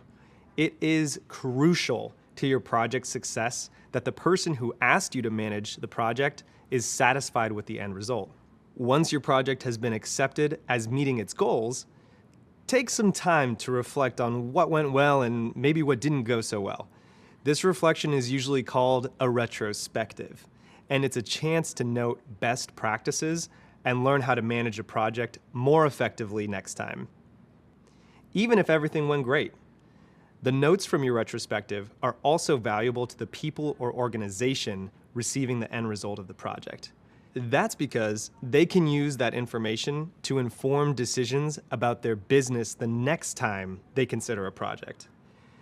Now it's time to collect all the project documentation that you've created or collected along the way, including all of your plans and reflections, and share the final results of your project with your stakeholders. Remember, stakeholders are people who are interested in and affected by the project's completion and success. Depending on the type of project, stakeholders could include a department or organization's management team, clients or customers of your product or service, users of your new tool or process, or even the community at large if you're planning a community town hall meeting. Pro tip, stakeholders play a huge role in the development and success of your project. You'll learn a lot more about these key players later on, but for now, just know that they are like the VIPs of your project. Next, take some time to celebrate the effort your team invested in the project. Celebrations help people feel good about the work they've done, and think of the work as uplifting and rewarding because it truly is. Some ideas for small celebrations are a company or team-wide email, thanking the team and acknowledging individual efforts. Now for big projects, you may even consider a company party to celebrate the team and the project's success. To wrap up, you and your team can formally move on from the project so that you can pursue new projects in the future. Well, as you can see, being a project manager is a lot of work, but it's very rewarding, and it's all, well, manageable when you follow through with the project lifecycle. You can see how the organization, communication, and improvements you add to various areas of a project can make the entire team more effective and efficient. And you can have an impact on many areas of a project in a way that's greater than if you focused on any one task on the project. Similar to a coach with a sports team, even though you aren't actually playing a direct role in the game, your guidance, your communication, and your team building can make the difference in a happy, high-performing, and successful team. In later courses, we'll discuss each of these project phases, and you'll learn methods, techniques, and tools to help you. For now, we just want you to become familiar with the general project management process, and we'll share some of the terms and concepts used in the field that you'll need to know as you develop your project management skills. Up next, we'll introduce you to two of the more popular project methodologies, Waterfall and Agile. See you soon. Welcome back. As we've already discussed, not all projects are alike. Different types of projects will benefit from applying different project management approaches or methodologies. A project management methodology is a set of guiding principles and processes for owning a project through its life cycle. Project management methodologies help guide project managers throughout a project with steps to take, tasks to complete, and principles for managing the project overall. We will talk through two different types, linear and iterative. Linear means the previous phase or task has to be completed before the next can start. A linear approach would work well for a project like building a house. You'd need the blueprint created before you can begin laying the foundation. You've got to know exactly what the house will look like, its dimensions, and what type and how many resources you'll need. Then you've got to finish the foundation before you put up the walls, and the walls before you put up the roof, and so on, before you have the finished project, which is a bungalow-style home. There's also a clear goal. You know exactly what the house will look like. It's unlikely that in the middle of building the house, your client is going to decide they'd rather have a multi-level Victorian instead of a single-level bungalow. What's more, even if they wanted the change, it's too late. You already laid the foundation and built the walls for the bungalow. Done and done. A bungalow is what they wanted, and a bungalow is what they'll get. Using this type of linear project management approach, completing each step in order and sticking to the agreed upon specific results and being able to deliver just what the client ordered. For a project like producing a new show for a television company, on the other hand, it might be more effective to use a methodology that uses an iterative, more flexible approach, where some of the phases and tasks will overlap or happen at the same time that other tasks are being worked on. Your team comes up with an idea for a show and films a pilot. You run several tests of the pilot in different locations and time slots. As your team gathers feedback about the pilot, adjustments to the show are made. At the same time, you're able to make decisions and start working on other parts of the project, like hiring permanent actors, starting film production, and working on advertising, even while the final version of the show is being worked on. And even though the overall goal is clear, produce a new show, the type of show could end up being different from the original idea. Your team may have started out creating a 1-hour show, but during testing, they realized a half-hour show would actually be more popular. Or maybe a supporting character got a lot of positive feedback, so you want to make them one of the main characters. What's more important is that you produce a show that audiences are going to watch. Because of the iterative approach, plans remain flexible, and you're able to make adjustments as you go along. Each of these projects benefits from a different approach to how tasks will be carried out in order to best meet the project's goals. Linear projects don't require many changes during development and have a clear, sequential process. If you stick to the plan, it's likely you'll finish your tasks within the time schedule and all other criteria. Iterative projects allow for more flexibility and anticipate changes. You're able to test out parts of the project to make sure they work before the final result is delivered. And you can deliver parts of the project as they are completed, rather than waiting for the entire project to be done. Over the years, the field of project management has developed many different methods that project managers can choose from that will help them manage most effectively.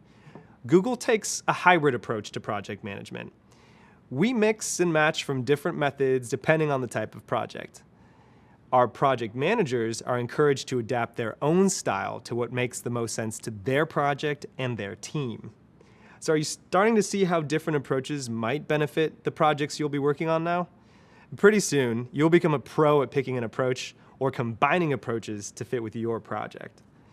Up next, we'll learn about the most well-known and most used project management methods that you can add to your project management toolbox. Two of the most popular project management methodologies are waterfall and agile. Each of these methods has a rich and complex history. In fact, you could take an entire certificate on just one of these methods alone. You'll have a chance to learn more about waterfall and agile methods in the upcoming courses of this certificate. So be sure to check those out after completing this one to learn more. For now, I'll just give you a brief introduction and provide you with some examples that illustrate how different types of projects can be more successful or easier to manage when you consider which method to use. First, let's take a look at the waterfall approach. Waterfall, as a methodology, was created in the 70s and refers to the sequential ordering of phases. You complete one at a time, down the line, like a waterfall starting at the top of a mountain and traveling to the bottom. Remember the definition and example of linear from that last video? Well, waterfall has a linear approach. At first, waterfall was used in the physical engineering disciplines, like manufacturing and construction. Then software emerged as an important field of engineering, and waterfall was applied to those kinds of projects as well. It's still used a lot in engineering fields, including product feature design and application, also known as app design. Over time, other industries like event planning and retail have adapted waterfall phases to fit their projects. There are now many styles of waterfall, and each style has its own specific set of steps. What they all have in common, though, is that they follow an ordered set of steps that are directly linked to clearly defined expectations, resources, and goals that are not likely to change. Let's take a closer look. The phases of a waterfall project lifecycle follow the same standard project lifecycle flow that you learned about earlier: initiating, planning, executing, which includes managing and completing tasks, and closing. So, when would you want to use a waterfall approach to project management? Well, when the phases of the project are clearly defined, or when there are tasks to complete before another can begin, or when changes to the project are very expensive to implement once it's started. For example, if you were catering an event for a client on a very tight budget, you might want to use waterfall methodology. This way, you could confirm the number of guests first, then very clearly define the menu, get approval and agreement on the menu items and costs, order the unreturnable ingredients, and successfully feed the guests. Because the budget is limited, you can't afford to make changes or waste food.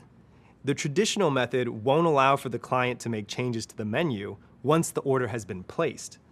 You can also reserve tables, chairs, and dishes because you know exactly how much and what kind of food is being prepared. A well thought out traditional approach to managing a project can help you reach your desired outcome with as little pain as possible during the project implementation. By spending extra effort thinking through the entire project up front, you'll set yourself up for success.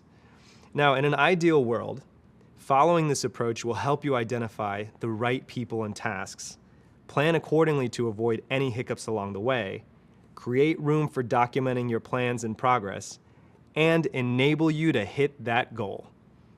However, plans don't always go, well, according to plan.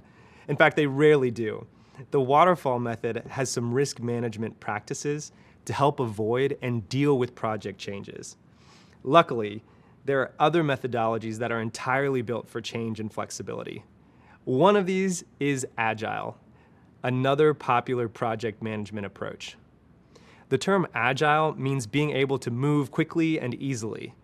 It also refers to flexibility, which means being willing and able to change and adapt. Projects that use an Agile approach often have many tasks being worked on at the same time, or in various stages of completion, which makes it an iterative approach. The concepts that shaped Agile methodology began to emerge in the 90s as a response to the growing demand for faster delivery of products, mainly software applications at that time. But it wasn't officially named Agile until 2001. The phases of an Agile project also follow the project lifecycle stages we described earlier, generally speaking. However, rather than having to always go in order or wait for one phase to end before starting the next, Agile project phases overlap and tasks are completed in iterations, which in Scrum are called sprints. Scrum is a form of Agile that you'll learn more about in the course focused entirely on Agile. And by sprint, we do not mean running a race as fast as possible. In this case, sprints are short chunks of time, usually 1 to 4 weeks, where a team works together to focus on completing specific tasks. What's important to understand is that Agile is more of a mindset than just a series of steps or phases. It's concerned with building an effective collaborative team that seeks regular feedback from the client so that they can deliver the best value as quickly as possible and adjust as changes emerge. Projects that are best suited for an Agile approach are those where the client has an idea of what they want, but doesn't have a concrete picture in mind. Or they have a set of qualities they'd like to see in the end result, but aren't as concerned with exactly what it looks like. Another indicator that a project may benefit from Agile is the level of high uncertainty and risk involved with the project. We'll talk more about those things later. An example of a project that would work well with an Agile approach might be building a website. Your team would build the different parts of the website in sprints and deliver each part to the client as they are built. This way, the website can be launched with some parts, say the main homepage, that are complete and ready for public view, while other parts, maybe the company blog or the ability to book online appointments, continue to get built out over time. This allows the team to get feedback early on about what works and what doesn't, make adjustments along the way, and reduce wasted efforts. In this same website example, the waterfall method will plan for and require the whole website to be complete before it can launch. Having a basic understanding of waterfall and agile will help you figure out an effective way to organize and plan out your project. And knowing about these two methodologies will come in handy during future job interviews, because you'll be able to demonstrate a solid understanding of the project management landscape. Waterfall and Agile are two of the more common and well-known project management methodologies, but they are by no means the only or the best ones. In the next videos, you'll learn about Lean Six Sigma, another way to approach projects. Here at Google, believe it or not, we select from many of these methodologies for project management. Hey again, now you've got Waterfall and Agile methodologies in your project manager toolbox. Lean Six Sigma is one more you can add. It's a combination of two parent methodologies, Lean and Six Sigma. The uses for Lean Six Sigma are common in projects that have goals to save money, improve quality, and move through processes quickly. It also focuses on team collaboration, which promotes a positive work environment. The idea is that when your team feels valued, motivation and productivity increases, and the whole process functions more smoothly. There are 5 phases in the Lean Six Sigma approach. They are define, measure, analyze, improve, and control, commonly known as DMAIC. DMAIC is a strategy for process improvement, meaning you're trying to figure out where the problems are in the current process and fix them so that everything runs more smoothly. The goal of each step is to ensure the best possible results for your project.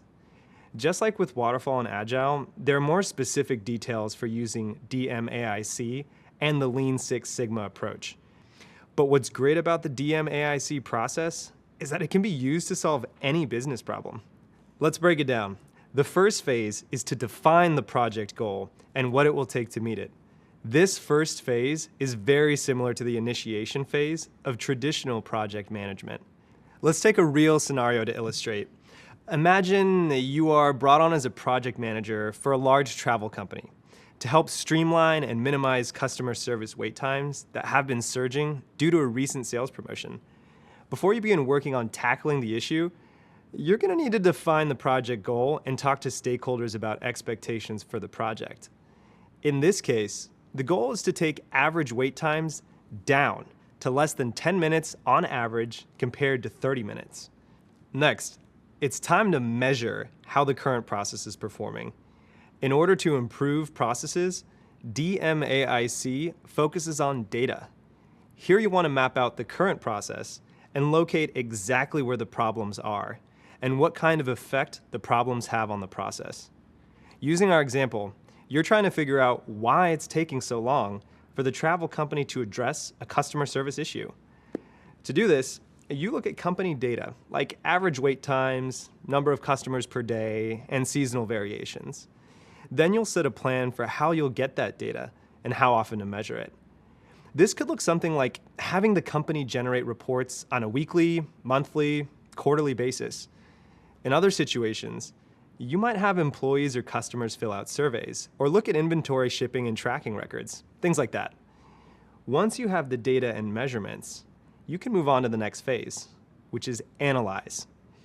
Here, you'll begin to identify gaps and issues. In our example, after mapping out the process and data points, you may see that staffing is inadequate on days where customers are the highest. Data analysis is important for project managers regardless of which method you choose, and we will learn more about that in an upcoming course. From your data, you'll have a strong understanding of causes and solutions to get to the next stage, improve. Oftentimes, project managers may want to leap straight to this phase, but really, projects and process improvements should only be made after a careful analysis. This is the point where you present your findings and get ready to start making improvements. In our example, this could be modifying staffing to address customer needs. The last step of this cycle is control. You've gotten the process and project to a good place, and now it's time to implement it and keep it there. Controlling is all about learning from the work you did up front to put new processes and documentation in place, and continue to monitor so the company doesn't revert back to the old, inefficient way of doing things. To sum it all up, you can remember DMAIC like this. Defining tells you what to measure. Measuring tells you what to analyze. Analyzing tells you what to improve, and improving tells you what to control. Lean Six Sigma and the DMAIC approach are ideal when the project goal includes improving a current process to fix complex or high-risk problems, like improving sales conversions or eliminating a bottleneck, which is when things get backed up during a process. Following the DMAIC process prevents the likelihood of skipping important steps and increases the chances of a successful project, and is a way for your team to discover best practices that your client can use going forward. It uses data and focuses on the customer or end user to solve problems in a way that builds on previous learning so that you can discover effective permanent solutions for difficult problems. There are many ways out there that break the flow of project management into digestible phases and approaches, all with the same end goal of accomplishing the desired outcome as smoothly as possible and delivering the best value. Like I said earlier, at Google, we follow a lot of different approaches. For instance, an engineering team releasing a customer-focused product may primarily use Agile when creating the product, but decide to plug in some of the aspects of waterfall project management for planning and documentation. A customer service team might focus on using Lean Six Sigma to improve an experience for our users, like offering new features based on a recent analysis. But the team might develop parts of the code and roll out the features using agile iterations and sprints to allow for change. Or one of our internal education and training teams may focus solely on waterfall project management to achieve a targeted goal of having all employees complete an annual compliance training. Here, waterfall makes sense since the requirements of the training program are fixed, and so is the deadline and goal. The biggest takeaway is to know the various methods and tools to be able to confidently apply what works best for you, your team, and the end goal. There is no real prescription for how to execute a project perfectly, because there are always pieces you can't 100% control. But the good news is, you can get pretty close with the skill sets you develop through learning about these different frameworks. Congrats on completing this module on the project lifecycle and project management methodologies. So what did you think? Hopefully, this introduction to a few of the core project management methodologies and hearing from a Googler about the way we approach project management here at Google has you interested and excited to keep on learning. One of the great things about project management is that it can be really creative and present you with challenging problems to solve that have a rewarding impact. You get to work with teams full of interesting, skilled, and dedicated people who help with the problem solving and idea generating process. Every project is an opportunity to learn and try something new. Waterfall, Agile, and Lean Six Sigma are solid foundations from which to build your understanding of project management. Each methodology has its own set of rules, values, and processes. There is no such thing as a right or a wrong methodology. There is no one-size-fits-all approach to take. And there's almost no limit to the number of ways you can blend different approaches to fit the needs of your project. Your goal in choosing a methodology is to maximize the use of resources and time. The method, or combination of methods, will help you reach your goal in the most efficient and effective way. This might feel like choice overload right here, but hang in there. With time and practice, you'll become more comfortable with the benefits and limits of different methodologies, and you'll be able to approach your project assignments with confidence. Next, you'll build on these foundations by learning how an organization's structure and culture can impact the way you manage your project. See you soon. Hey there, how are you feeling so far? We're nearing the end of this course, and honestly, you've done a great job. Previously, we talked about the life cycle of a project, the task breakdown of phases, and some different methodologies you can use as a project manager to help ensure your project success. You also heard from my colleagues about some of the ways we manage projects at Google. Here, you'll learn about organizational structure and culture, and how they impact the way you set up and execute your project. I'll describe some common types of structures that you're likely to encounter during your project management career. You'll also learn about change management, which refers to the way you present the final project to the organization and get them to accept and implement your project outcome. These are important elements to ensure that your project is adopted and lives on. Are you ready? Let's get into these concepts. Welcome back. In this video, I'm going to talk about the concept of organizational structure and the project manager's role within a given structure. Keep in mind that your role won't be the same for every team or organization because many companies are structured differently. But this overview will serve as a foundation for wherever you work. So, what is organizational structure? Organizational structure refers to the way a company or organization is arranged or structured. This structure also tells you how job tasks are divided and coordinated, and how all the different members of the organization relate to one another. In other words, organizational structure gives you a sense of who reports to who. But organizational structure is much more than that. Understanding the different types of organizational structures can serve as a map to help you determine where you fit in, who you should communicate with, and how frequently to communicate with them. Now that we have a basic overview of the definition of organizational structure, let's look at the various organizational hierarchies that you may encounter at work. An organization's structure is most commonly mapped out using a reporting chart or org chart, which is short for organizational chart. Reporting charts show the relationship between people and groups within the organization and details who each person or group reports to. There are a few different types of organizational structures, but for this course, we're going to focus on two of the more popular ones, classic and matrix. Let's start with classic. The classic grouping includes what are usually called functional or top-down structures. The classic grouping follows a typical chain of command, where the chief executive officer, also known as CEO, and other executives are at the top, followed by directors or managers, then their direct reports, and so on. Each of these directors or managers typically oversee teams within their function of the organization, like marketing, sales, or human resources. You can see this type of structure in effect by looking at a branch of the military. Take the Army, for example. You may enter the Army as a private and report up to a sergeant, who oversees multiple people in your squad. And that sergeant ultimately reports up to a lieutenant, and so on. If your organization works in this structure, as the project manager, you might communicate regularly with your manager, the person directly above you, and also with your peers who work on the same types of projects as you. But it isn't always a straightforward top-down approach. There are other factors at play that make organizational structures a bit more complicated than we can see on paper. For instance, you may have project teams that sit across different functions. This is common in many companies, Google included, and is usually referred to as the matrix structure. You might think of a matrix structure as a grid, where you still have people above you, but you also have people in adjacent departments who expect to hear updates on your work progress. These people may not be your direct bosses, but you are responsible for communicating with them, since they may inform changes to your work.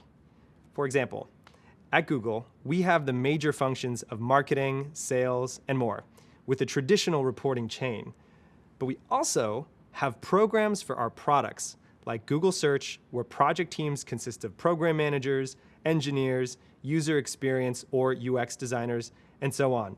And each team member reports to their own management chains. Another example is my organization. It's called Global Affairs. I have a direct manager who oversees the work I do in my core role, and who is responsible for delivering my performance reviews. But because I work with multiple people across other teams and specialties, I often get asked to manage projects where I'm informally working with lead program managers in other organizations. Similar to my own manager, I provide updates to that program manager, seek their approval, and solicit feedback on our partnership and progress. So to recap, the classic structure follows a traditional top-down system of reporting, and the matrix structure has direct higher-ups to report to and stakeholders from other departments or programs. Knowing which kind of organizational structure you're working in plays a major role in how you prepare for and carry out your project, or even in an interview. During an interview, you can ask about the type of organizational structure the company uses and where your role will fit in. This will help you and the interviewer communicate clearly about the people you will engage with daily and the expectations for the role. In the next course, you'll hear from a Googler about a third type of structure, project management office, which you might see in some of the organizations where you work or interview. Enjoy. Hey again, ready to keep going? The previous videos explained that knowing what kind of organizational structure you're working in plays a major role in how you prepare for and carry out your project. An organization's structure provides the framework for accountability and communication. As the project manager, it's vital that you understand who you're reporting to on each project, and just as importantly, who the members of your team report to. Knowing the organizational structure also tells you how and where to get the resources you'll need so you can get the project done efficiently. When you understand the organization's structure, you'll be able to identify how it impacts the way you manage the project. One way organizational structure can impact the way you manage a project is by the amount of authority given to the project manager. Authority has to do with your ability to make decisions for the project that impact the organization. In some cases, you might have the authority to do things like select the vendors who provide services or goods for the project. Other times, you might have a set of vendors selected for you. Your level of authority and responsibility will vary from project to project. Another way organizational structures can impact project management is through resource availability. Managing a project is a lot easier when you know how to access the people, equipment, and budget that you need. Let's explore how different structures can affect the way you manage a project. In a classic structure, you might find yourself with less authority and a tighter scope. You may need to rely on getting approval from the appropriate managers, directors, and department heads in order to move forward and complete certain tasks. In this case, it's likely that these people are in charge of the people on your team and the resources you need. As a project manager, working in a classic structure, you may depend on the managers in your organization to approve resources. In other words, the amount of people working on your project or the budget that you have allocated to your project is decided by the leaders of your department or function. In a classic structure, you may have to go through a chain of approvals and advocate for more resources if you need them. For example, if you need a budget increase, you would report this to your manager. Then your manager might escalate this up to their management chain to get approval. That's the classic structure, a traditional top-down arrangement of employees and authority. Now, let's explore the matrix structure. The main difference with a matrix structure is that employees often have 2 or more managers or leaders they'll need to work with and update. Your team members will have their functional manager and you, the project manager. If members are working on multiple projects, they may have even more managers. This can affect your authority as a project manager, as you will need to cooperate with more than one leader in the organization. You may need to share resources and negotiate priorities. The key is to make sure you know who your stakeholders are and who controls what, since the chain of command isn't always as clearly defined as in the classic structure. Because there isn't always a clear chain of command in a matrix structure, you need to make sure you have identified and communicated with anyone you might need to report to and get approval from well before the project begins. Once this is established, though, your project within a matrix structure should be able to run efficiently. Matrix structures emphasize a strong project focus from the team and the organization, so you as the project manager generally have more autonomy to make decisions and gather resources as needed. As I hope you've noticed, the way an organization is structured can have a big impact on the planning and execution of your project. Understanding all of this will help you run and manage a project much more efficiently. Next, I'll tell you about organizational culture, another factor that impacts how you manage your project. Catch you in a bit.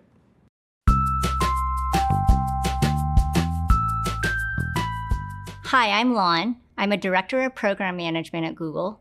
A program management director has a team of project managers to help execute and bring products to our users. I work on the project management team, or the PMO team, for a group called Geo. And in Geo, we bring geospatial products to our users, things like Google Maps and Google Earth. And the team that I'm a part of actually works on all of the data and imagery that powers all of those products. A project management office is a team of project managers. We are a group that coordinates all of the different parts of a project together, including folks who work on our product, engineers, and many business functions, and we help bring all of those ideas to life. My role specifically in working in a PMO is ensuring that we're connecting all of the different parts that are associated with projects to ensure that they're all connected together. Sometimes we find out when projects are happening, there's a piece of it here and a piece of it there, and they may not even know about each other. One of the most critical things that project managers get to do is they get to have a bird's eye view of everything that's happening in a project. So that's a lot of my role, and what I'm working on with my team is ensuring that all of the pieces that need to connect together actually do connect together.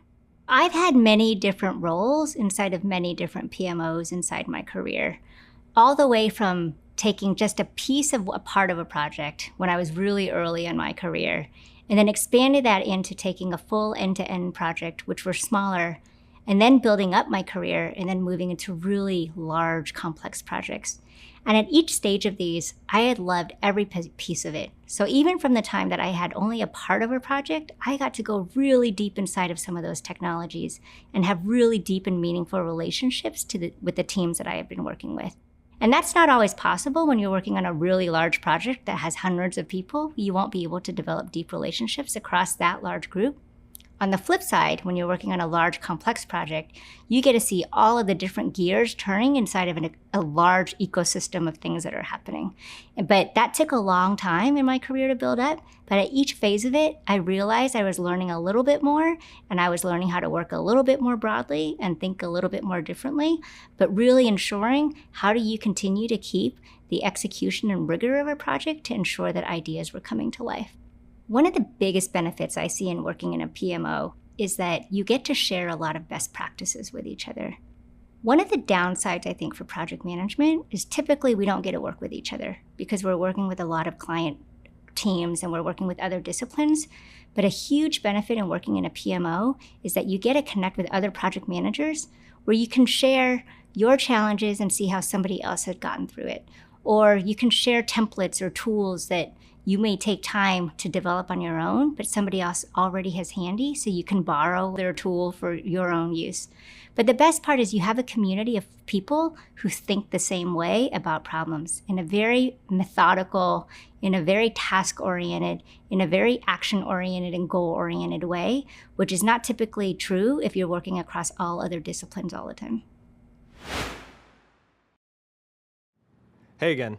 Let's begin with two quick questions. What do you know about culture? And how do you define culture? When I hear the term culture, the first things that come to mind are things like languages, food, clothing, and types of dress. It's important to note that there are other, maybe less obvious, but just as impactful parts of culture, like beliefs, traditions, and customs. When we learn about someone's culture, we gain a much deeper insight and more complete picture into who they are and how they navigate the world. The same can be true for organizations. An organization's culture provides context and acts as a guide for what their people value, how they operate on a daily basis, how they relate to one another, and how they can be expected to perform. There are many ways to define organizational culture. Some definitions emphasize teamwork and innovation, while others focus on attention to detail and achievement. Entire thesis papers, workshops, and conferences are dedicated to defining and analyzing organizational culture. We only have a few minutes here, so I'll do my best to sum it up. Organizational culture is, in part, the values employees share, as well as the organization's values, mission, history, and so on. In other words, organizational culture can be thought of as the company's personality. Understanding an organization's culture will help you navigate your team more effectively toward achieving the project's goal. It also impacts the way you plan your project. You'll need to be familiar with an organization's culture so that you can minimize conflict and complete the project with as much support and harmony as possible. An organization's mission and values can provide clues to its culture. If you can demonstrate how the project supports the company's mission or how the project aligns with the company's values, you'll have more support from executives and stakeholders to get the approvals and resources you need. Pay attention to what leaders in the organization value when conducting business. Does the management team care about speed over perfection?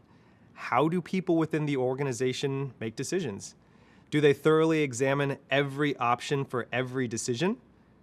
This will help inform which values are the most important to them and how you can approach your decision making. If you're ever stuck in your project and need guidance about making a certain decision or are unsure how to communicate with someone in the organization, reviewing the mission and values may help direct you toward the right way to handle that situation. Here's an example. If the company values stability and user feedback, it might encourage expanding the project timeline to allow for testing and then making decisions based on those testing results. If the company values innovation and revenue growth, it might encourage a shorter timeline to get the product out faster and taking some risks to try out new ideas. As a project manager, when you understand the different types of values and what to prioritize, you'll have an idea of how you can better prepare for conversations within the organization. Ideally, you'll want to have a good sense of an organization's culture before you start the first phase of your project. If you are interviewing for a project management position, asking about the culture is a great way to get more information about the company. It also shows the interviewer that you're knowledgeable about the impact culture can have on a project. To help you gain a better sense of an organization's culture, consider the following questions. How do people prefer to communicate? Is it primarily through scheduled meetings, via email, over the phone? How are decisions made? Majority vote or top-down approvals? What kinds of rituals are in place when someone new comes to the office? Are they taken out to lunch, given a tour of the building, or introduced to the staff? How are projects typically run? Do they prefer classic? Do they prefer matrix or some other style of project management? And finally, what kinds of practices, behaviors, and values are reflected by the people in the organization? Is overtime or weekend work an expectation? Are there company-sanctioned social events? Finding out what the company values will tell you a lot about the culture and how to handle communication, manage expectations, and identify potential conflicts as you work through your project. Once you begin working on a project, here are some ways to navigate company culture that will help you get the most out of your team and ensure that your project is supported. As I just discussed, make sure to ask questions. As you observe the culture, try asking your peers what they think is going well and what they would change. Your peers may have the same opinion as you, and if not, you may learn something new you didn't learn in the interview process. Either way, you'll be in a better place to assess risk, adjust your current project, or be more prepared for projects in the future. It's also a good idea to make observations. It's important to understand how things work and what people like and respect about the company's culture. When working in different geographies, it's also important to be aware of established customs like bowing, shaking hands, or wearing head coverings. This will help you gain understanding and form respectful relationships. Lastly, it's important to understand your impact. Be aware of your role as a change agent. A change agent is someone who helps the organization transform by focusing on improving organizational effectiveness and development. You and your project will most likely affect the organization in some way. Sometimes just the presence of a project manager creates changes in the office environment or employee dynamics. If your project requires major changes that the organization must adapt to, be mindful of how extreme those changes could be and seek feedback and approval early on. The company may not agree with certain kinds of changes that don't seem to fall in line with their mission, vision, or culture. It's important to recognize the limits or boundaries of changes to implement and understand what would be the most beneficial for the project and the company overall. As you can see, organizational culture has a strong influence over how decisions are made about the project. The way an organization is structured usually influences the type of culture that exists. So it's important to consider both structure and culture when planning and carrying out your project. Coming up, we'll talk about the way your project can create change in the workplace and how to get stakeholders and employees on board with implementing your project.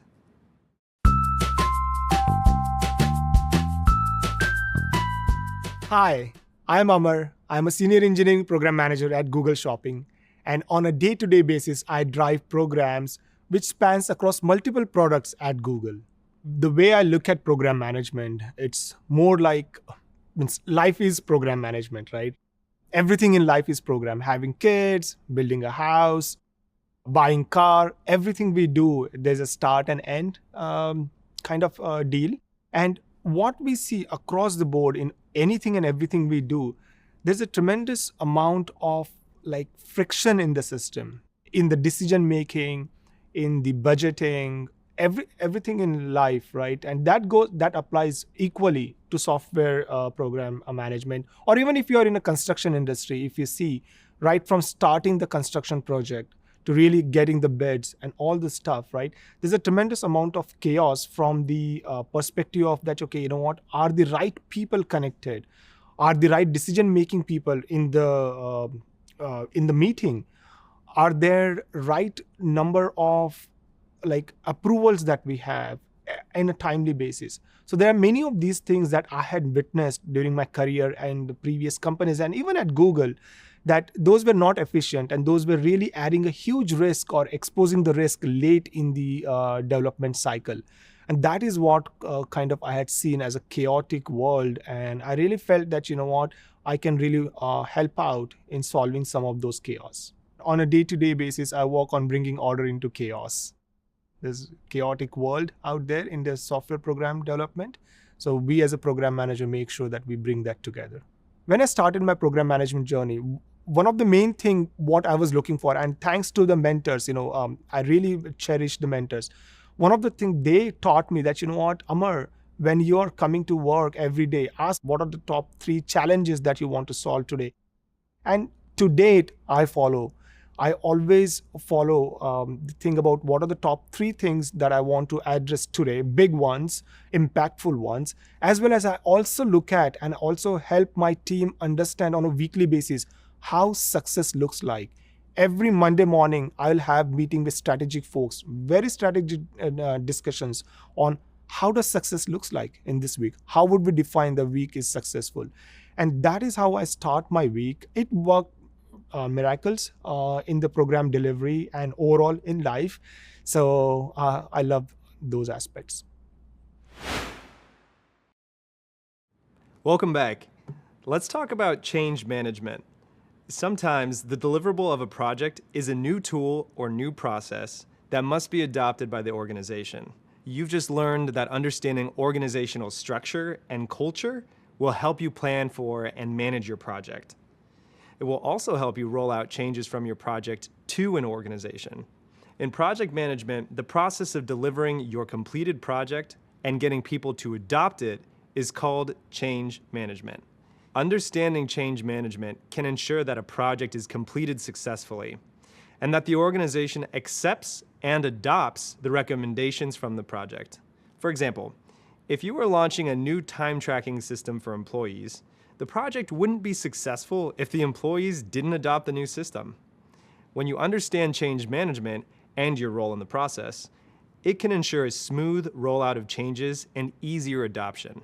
Adoption is often the first step to your project having the desired impact once it goes live. So let's get started. As a new project manager, you may not be responsible for planning all of the required change management for your project. But regardless, you can help the success of the project by understanding your role in the process and how your organization may react to that change. It's important to recognize that it's the people in an organization who are directly impacted by any changes in the workplace. Implementing a new project can mean changes to processes, budgets, schedules, and employee roles and responsibilities. Even aesthetic changes, like building a new wing Renovating the lobby or switching to a new company logo means employees will have to adjust to something new and different. Something as simple as adding a new logo can lead to a major headache for the employees who have to swap out all the old stationery and make sure everyone in the office is using the new logo correctly. When you consider the success of your project, it's important to keep in mind the changes that people will need to implement as a result.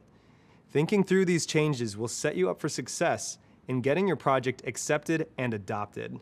There are many change management models and strategies, and a quick internet search will provide you with more explanations and examples than you will probably ever need.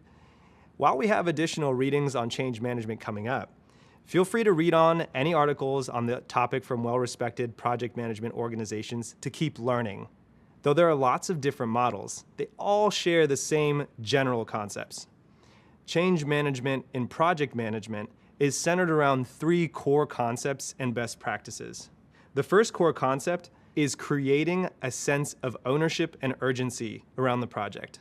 Ownership means getting others to feel like they are empowered to take responsibility for the successful completion of their tasks. Urgency means getting them to understand that the project is important and to identify what actions need to be taken to move the project along. When team members feel a sense of ownership and urgency around a project, it increases interest, motivation, and engagement with the project outcome. Another core concept is to figure out the right combination of skills and personalities when selecting the people who will work on your team. Find people whose knowledge and skills complement one another. If your team is selected for you, see if you're able to choose who gets assigned which tasks. And if that's not possible, then it's extra important for you to find ways to connect with your team. This will get them excited about the project, so then they can be advocates for change when it's needed. One effective way of motivating your team is to communicate clearly your vision and approach for the project. Then you can share how you see everyone working together as a team to make it happen. Communicating this idea clearly allows others to share in your vision and take ownership in bringing it to life. The final core concept is that ever important one, effective communication, and I can't stress this enough. Communication is key. Having effective communication with your team means being transparent and upfront with your plans and ideas, and making information available. Make sure your team, along with the rest of the organization, is kept up to date on your progress. This will allow everyone to feel like they are included in part of the project. Once your project is complete, you may experience some resistance or a few roadblocks. Remember, change doesn't happen overnight, so don't give up on it yet. If you do get some pushback, you can move the process along by helping folks adjust, rewarding their efforts, and reminding them of the overall value the project is providing long-term. Understanding the change process can help you determine how you can support a successful response to your project. For example, understanding the importance of communication will help you be mindful of clearly communicating project plans to your team, as well as communicating the expected impact of the project with the rest of the organization. Remember learning about Agile project management? Well, since it's a popular methodology that you'll probably use at some point, I wanted to point out that many of the principles of Agile project management align with successful change management. How might an Agile team approach change management, you ask?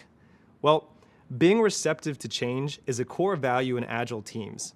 So you will often find that they are in a state of evolution or are constantly adapting to change. If this seems like a lot to remember, no stress. We'll continue learning more about these concepts throughout the course. Just know, as the project manager, you can enact effective change management approaches in all of your interactions. In the next video, we'll discuss the differences between managing and participating in the process. See you soon.